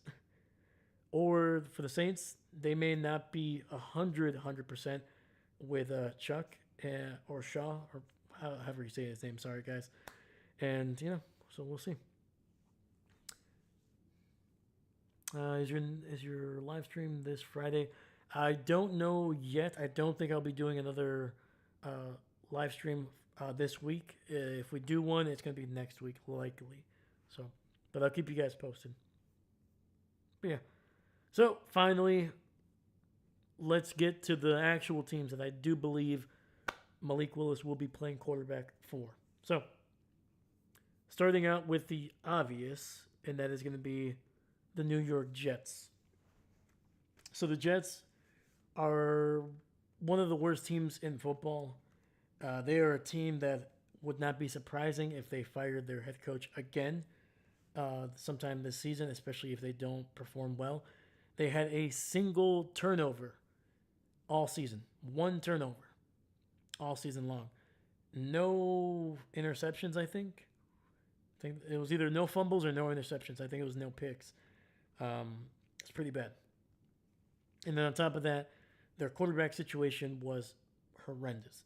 Not a single quarterback that they started showed the ability to be even a remotely decent starter or a guy that they were like, you know what, we can try them out next season and maybe he'll get better. None of that happened. I don't think they're going to want to go with Justin Fields again. They'll probably, I think he's still under contract, but I think they're going to be more than willing to take a chance with either a guy like Malik Willis in free agency, but they're also not in a great position to get Mendoza or truly a for sure generational talent at the quarterback position.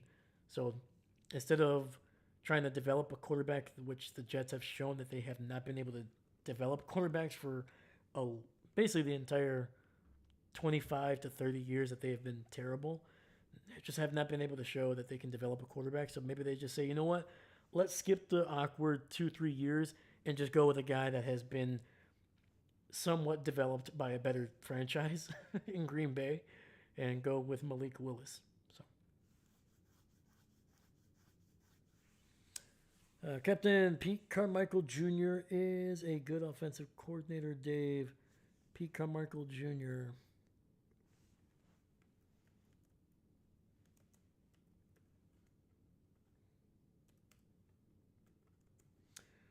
Let me see here. Pete Carmichael, offensive coordinator for the Bills. Oh, okay. So he spent 18 seasons as an offensive assistant for the Saints. The last 15 of those as the offensive coordinator. Holy freaking cow, Jesus! And he was part of the team that won Super Bowl 44 back in 2009. So yeah, he's been with the Saints for a long time. So yeah, he's got a good pedigree. Got a good pedigree. All right. So next, moving on from the Jets, my next team that I believe have a pretty decent chance at getting Malik are the Indianapolis Grandpas, who with a Malik signing may kind of trend a little bit younger. You know, maybe we won't be able to call them the Indianapolis Grandpas anymore because they'll probably be getting about almost 20 years younger with Malik Willis, even though I think Malik is like 27, 28 years old. But yeah, I think he fits. The reason I think he fits is one, Daniel Jones is not going to be ready for the start of next season with that torn Achilles. And even if he does come back, Kirk Cousins and Aaron Rodgers has shown us that quarterbacks, even though I think Jones is significantly younger, almost a decade younger than both of those guys, it might take a year, a full year, even if you're able to play, it still might take a full year to get back to your top level. So yeah, once again with Daniel Jones, also he's not under contract anymore. He only signed a 1-year contract, so he's not going to be ready for next year. And Anthony Richardson they might be done. They may not want to be going with Anthony Richardson anymore. I think they have shown that they are more than willing to move on from him. And on top of that, Malik has very similar attributes. Great athlete, can move the chains with his legs, is a little bit more mature, at least in terms of his ability to lead, and just the maturity level is a little bit, I think, maybe a little bit better than what they have with Richardson. To be fair to Richardson, he's also, I think, 4 or 5 years younger than Malik Willis is, so that can take time. And on top of that, he's going to probably be relatively cheaper than trying to bring back Daniel Jones or some of the other, like even Anthony Richardson, if they want to extend him, will probably be about the same as Malik here, but with a little bit more of an upside.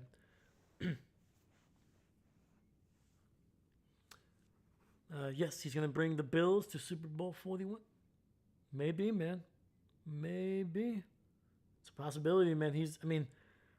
His tenure with the Saints, man, is borderline historic. Like 15 years to be an offensive coordinator anywhere is insane. But to be a coordinator for that long for a single franchise in the NFL, it's rare. And throughout most of those seasons, man, the Saints offense was pretty dang efficient and borderline great for a lot of those. I think Sean Payton gets a lot of the credit for that, but who knows? Carmichael, there's a reason Sean Payton kept him for so long. But anyway, but yeah, I think Malik, even though I don't think I don't think he has the insane athletic upside of Anthony Richardson. I think he's very close in terms of his ability to move the ball with his legs. The maturity level is probably better, and on top of that, I think Malik has shown that he's probably a better quarterback at this point in his career, and has further developed as a quarterback than Richardson potentially could ever be. Who knows? So, and I think Malik could give the Colts a decent chance to win now. So, and then finally, the final team. This is the team that I actually think probably has the best chance to sign Malik Willis, especially now that they have let go of Kyler Murray, and that is the Arizona Cardinals. So, Arizona. They are a team that has plenty of cap room, as the last couple of years they have basically been able to shed some of the bigger contracts. Um, their defense, I think, is slightly underrated. I think it was putting them in really solid position to be able to win games, especially early in the season when they were just losing by 1 to 2 to 3 points. Unfortunately, at the time, their offense was being led by Kyler Murray, who was not efficient, and then they moved on from him to Jacoby Brissett, where he was able to put up few more numbers, a little bit more efficient with the ball. I think if they would have done that earlier in the season, maybe the Cardinals would have won a few more games. Right now, the Cardinals are not in a great position, or at least not in the most favorable position to get some of the top quarterbacks in the draft. And then on top of that, they may not have time to wait for 2 or 3 years of development. They want probably to win in the next year or two because some of their receivers, some of their defensive players that they've drafted over the last couple of years are in the next year or two, they're going to be, having to re-sign those guys. So, and on top of that, the biggest reason I think Malik might go to the Cardinals is because of the Mike LaFleur connection. So, even though Mike LaFleur has technically never coached for the Green Bay Packers, he is the younger brother of Matt LaFleur, the head coach for the Green Bay Packers, which Matt has been credited for reviving Malik's career here in Green Bay, developing him as a quarterback, and was a guy that also coached Malik in his only year when Matt was over there with the Tennessee Titans, I believe. Actually, no, sorry, God, no. There's a little bit of a connection there because Matt was the offensive coordinator for Mike Vrabel over there in Tennessee in I think it was 2017, 2018. But Mike Vrabel was a guy that was the head coach during Malik's initial seasons there. So there's a little bit of a connection there. Once again, and Mike LaFleur, man, I guarantee you, he's going to be calling his brother and talking about, hey, what do you think, Malik? Is he a guy that I should pursue in free agency? And I think Matt is going to have a lot of great things to say about Malik to his brother, who is now the head coach for the Arizona Cardinals. And on top of that, there's a lot of young talent at the receiver position over there in Arizona. They probably could use one of those high draft picks to draft a couple running backs that they need.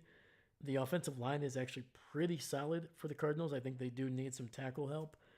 And once again, I think their defense is solid. They do need to get younger at the secondary position, but yeah. So I think the availability, their cap space, I think the rising young talent at the offensive positions over there in Arizona, and then finally the Mike LaFleur connection could be something that Malik will feel comfortable with. It's going to be a very similar system. Mike runs the Shanahan, Sean McVay system, which is the same system that Matt LaFleur has been running in Green Bay for the last 7 to 8 years. And on top of that,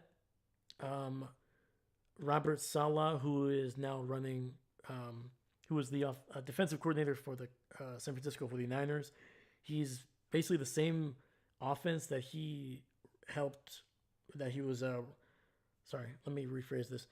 So the same system that was being run in San Francisco during Salah's tenure there as the defensive coordinator, he actually brought that system over to the Jets.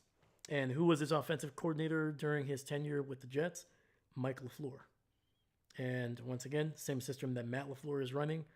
So Malik would be able to kind of slot into that Arizona Mike LaFleur offense.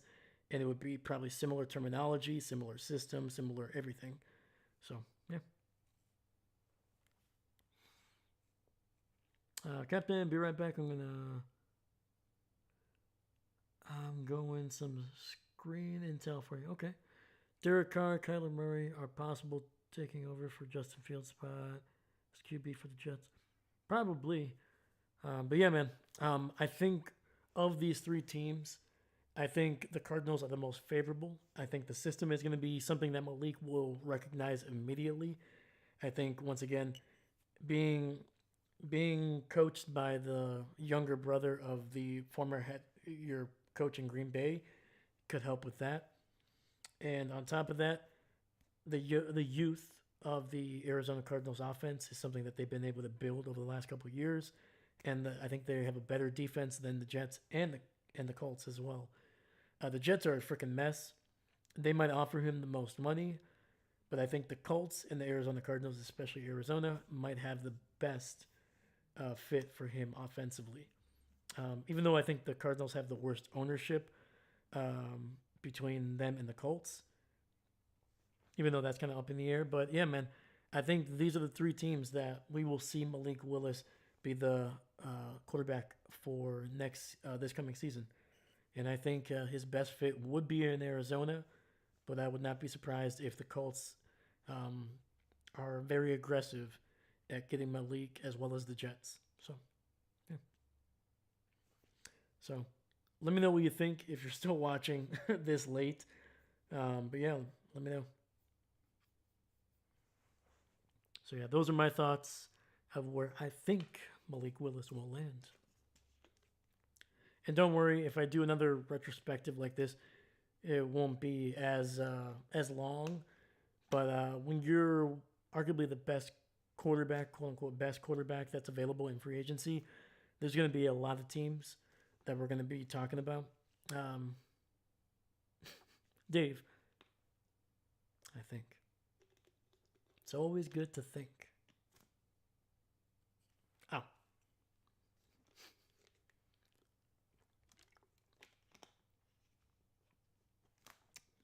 Malik deserves better than the Jets or the Cardinals. 100%.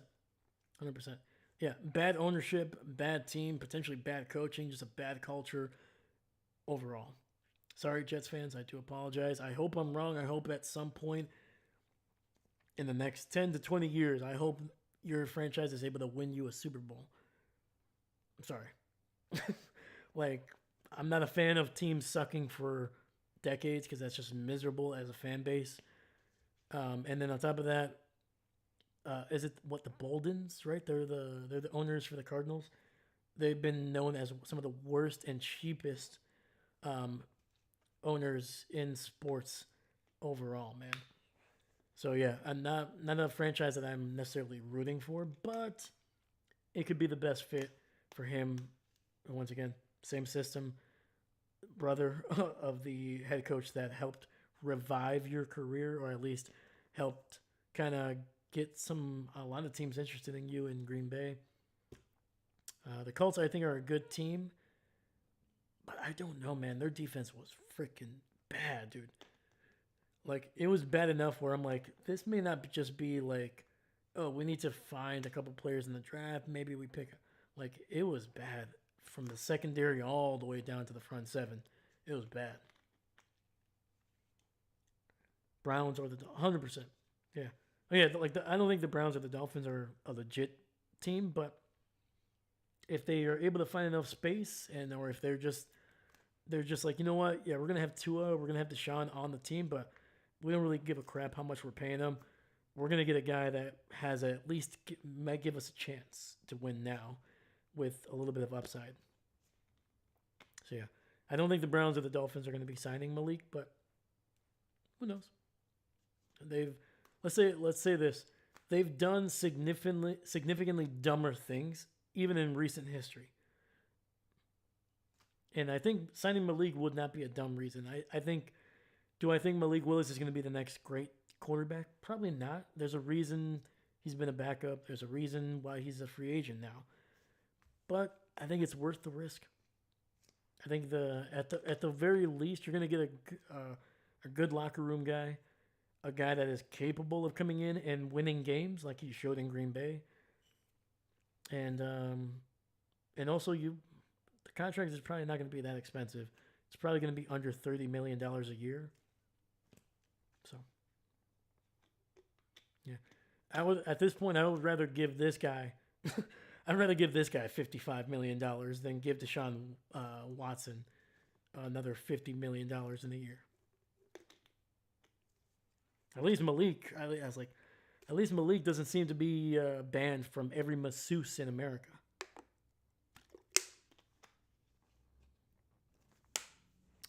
Doing dumber things is the reason why they wouldn't do this because it makes too much sense. True. True. The Browns signing Tucker to kick would be less surprising than signing Malik. Jesus. I mean, yeah. Is Tucker still suspended? Like, does the suspension not kick in until somebody signs him? Or is it more of like he has been out of the league for a year or two and now he can come back? I didn't really look into the suspension of like the actual verbiage. I think somebody can sign him. I'm not 100% sure. Also, sorry for the sloshing water there. Jeez.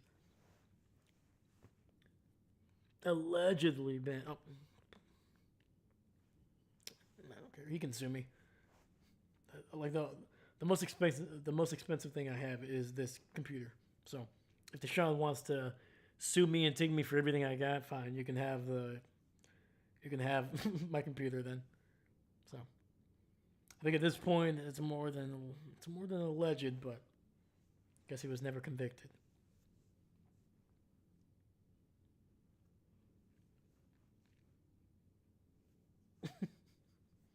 Too much? Maybe too much. But yeah, it'll be interesting, man. It'll be interesting. I'm gonna be excited for Malik, man. Like he seemed like he's been great since he come to Green Bay. I know some fans were like, maybe we should make Malik Willis our franchise quarterback. It's like, all right, relax. 3 starts in 2 years versus Jordan Love's 3 seasons. I mean, I would say Jordan has given us potentially almost as many great playoff games as Malik has given us great games in general. So I think some Packer fans need to relax a little bit. But yeah. I was hoping to keep Malik, but as the season went on, especially this year, especially against that Ravens game where he looked damn good, man. He was a big reason why the Packers were kind of able to make it slightly close towards the end of the third quarter into the fourth quarter. So yeah, so he was a big reason why we were able to stay in that game, even though I feel like the Packers defense especially was just completely outclassed by the Ravens in that game. So yeah, allegedly. Alleged.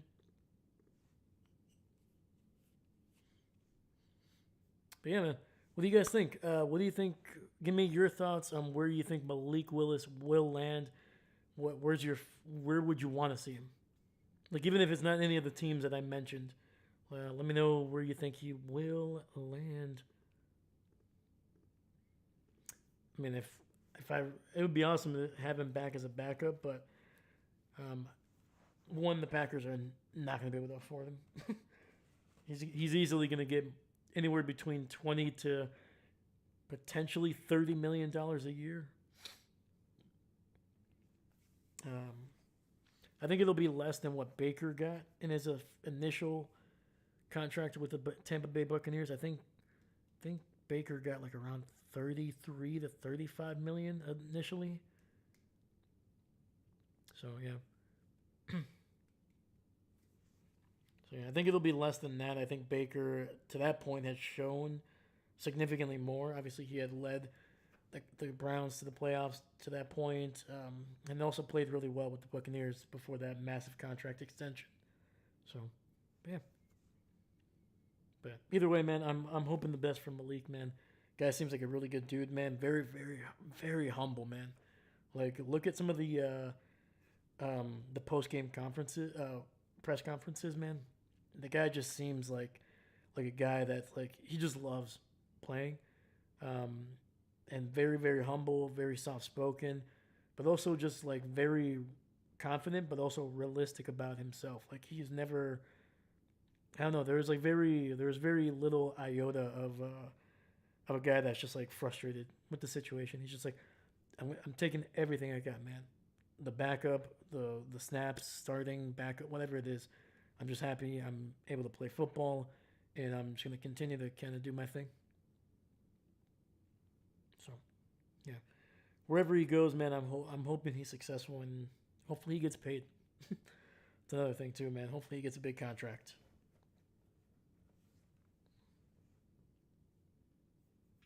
So, yeah. Any final thoughts, man? Before I head out, let me know. Also, let me know if there was anything that I did not talk about that you would want me to mention either next week or so.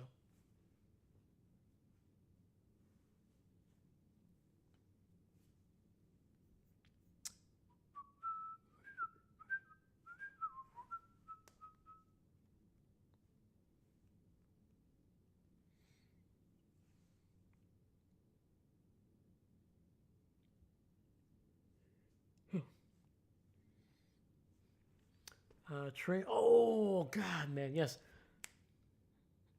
he's not gone, but soon. Um. So is he a? I think isn't he a free agent? I don't think he's under contract, and I don't think the Bengals expect to franchise tag him. So Trey Hendrickson says goodbye to the Bengals as no franchise tag was used on the. Okay, so yeah, man. So he is officially a free man.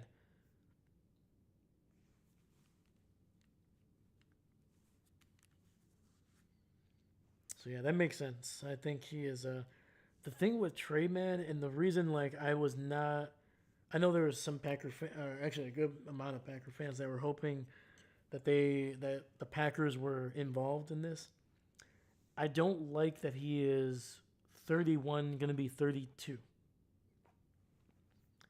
especially at such a physical position. And we've seen guys like play really good football into their 30s, even into their late 30s. Um, I don't know, man. I just don't. I don't like investing that much money and that potentially draft capital if you try to trade for him with a guy that's going to be only a year or two removed, or going to be 1 year or 2 years away from being in his mid 30s. So, and on top of that, he's dealt with some injuries as well. I don't know. I think he's a really good player. I think wherever he goes, he's going to have an immediate impact at least this year and next year. But I don't. I don't know. I don't know. Somebody's going to pay him though. Somebody's going to get. He's going to get plenty of money this year, but I don't know. If I got the wrong name, the defensive guy inside. No, you got it right. Trey Hendrickson. You got it right. As far as I know, he will be a free agent. See strong.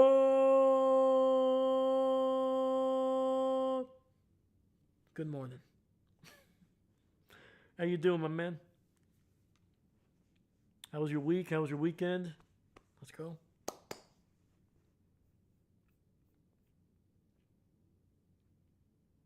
But yeah, man. Also, Seastrom, congrats on your Cowboys getting under the cap there. Being able to restructure a couple big contracts and able to get under the cap. So, big one.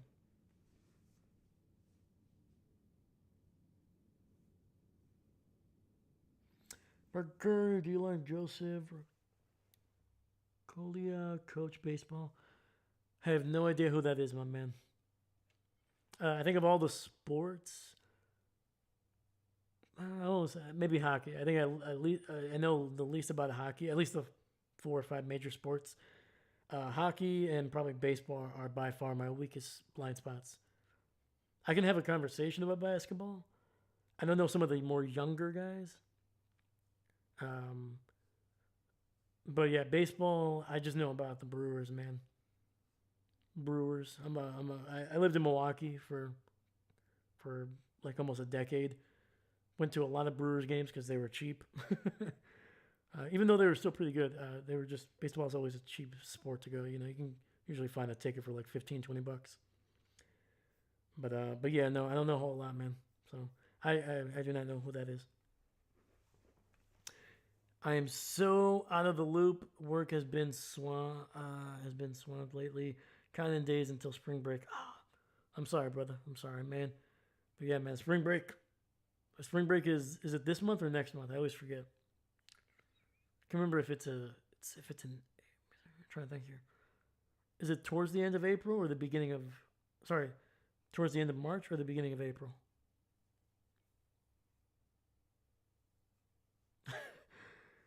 David, in basketball, you just say go Spurs, maybe Bucks.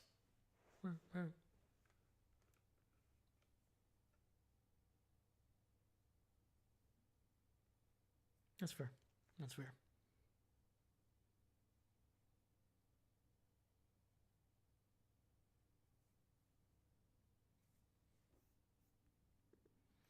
But yeah, maybe Bucks.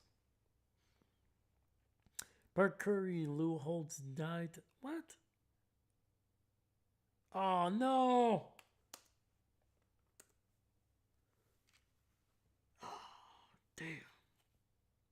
Absolute legend, man.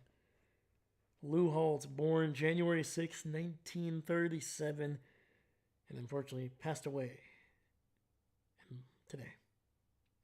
89 years old. Damn. Salute to a freaking legend, man. Notre Dame legend. Mm. So here, an American football coach, television analyst, served as the head coach at the College of William and Mary from 1996 to 1971, North Carolina State University from 72 to 75, New York Jets for one season in 76, the University of Arkansas from 77 to 83, University of Minnesota for 2 seasons, 84, 85, and Notre Dame for well over a decade in 1986 for 1996, as well as South Carolina 99, 2004, compiling a record of 249 wins, 134 losses, 7 ties. Holtz's 1988 team went 12-0 with a victory in the Fiesta Bowl, was the consensus national champion, man. Yep. Damn. Yeah, I heard about that. That's sad. It depends. My cousin in college have it next week, whereas for me, it's the week after. Oh, okay. Yeah, that's right. I forgot. Yeah, it's been a while since I've ever had a spring break. College was a long time ago, my man. Long time ago. Too long.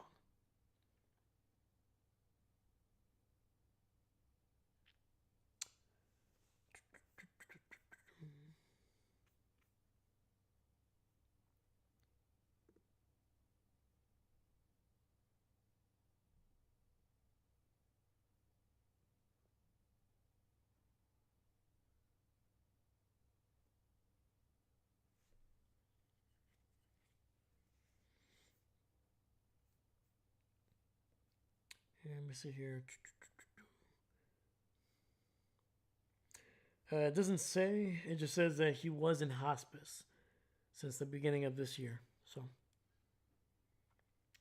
might have been sick, might have been just age, but unfortunately, it looks like they knew for the last, at least the last few weeks, that he was nearing the end.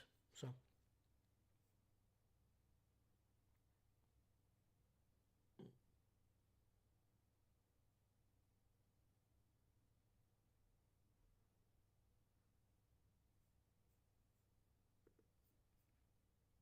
Lou Holtz. Lou Holtz. But yeah.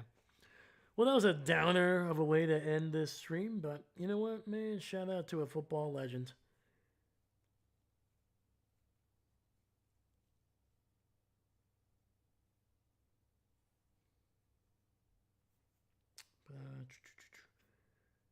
What else? Let me hold on. We can't end with the sad Lou Holtz news here.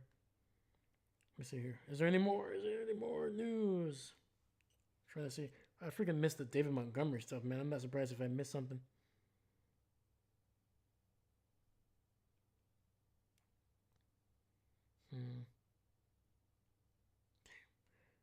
Should we talk about Aaron Rodgers still being undecided whether he wants to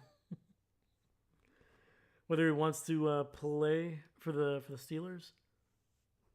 We're talking about that freaking soap opera again. I think even Brett Favre knew to be like, all right, I hit the age of 41, I'm done. Like Rodgers is still doing this at 42, 43 years old. Come on, man. Come on. Anyway, all right, guys. Thank you so much, man. I appreciate you guys. Thank you to David. Thank you to Parker Curry's. Seastrom, thank you for popping in here for towards the end here, my man. Hey, I hope work is good for you. Hopefully in a couple weeks you get to enjoy a solid full week. A full, 11 days off, right?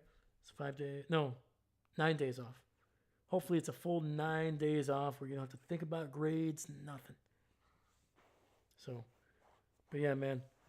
Who else was in here? We had your local in here for a bit early on, man. I appreciate you. Thank you. Eben was in here as well. Hope you're doing well, dude. Hopefully school's going well for you. Captain Mickey Mouse, shout out to you as well. So, David Segasaurus, of course. Go Pack Go, baby. Let's go. Heck yeah. But yeah. Next week, we'll talk about more. I'll try to pick some more guys as they get more. Probably it's going to be a few more guys that get released. So we'll talk about that as well. I'll try to do a little bit of a potential free agent preview. Just kind of maybe picking one or two players for, at least I'm going to just try to do the NFC North, give or take. Maybe I'll pick some other teams that are have a lot of cap space. I'll try to do that as well. I don't think I'll be able to do all 32 teams, at least not efficiently. But yeah, I'll try to do that as well. NFC North and maybe some high cap space teams. I'll try to pick at least one or two guys that they might be willing to sign. So, but again, if I am able to do one this Friday, if I'm able to do a stream on Friday, I will let you guys know. But plan for it to be next week. And as we get closer, Sunday, Monday, I'll let you guys know what that day is going to be. Probably going to be Friday, but honestly, if people want to hang out, I'll try to do a Wednesday and a Friday next week. So yeah. So thank you so much, man. Shout out to you guys. Looking forward to it. Heck yeah, brother. Thank you so much, man. Thank you. We're going to keep it rolling. And yeah, we're in March, man. We're getting to it. Free agency is not too far away.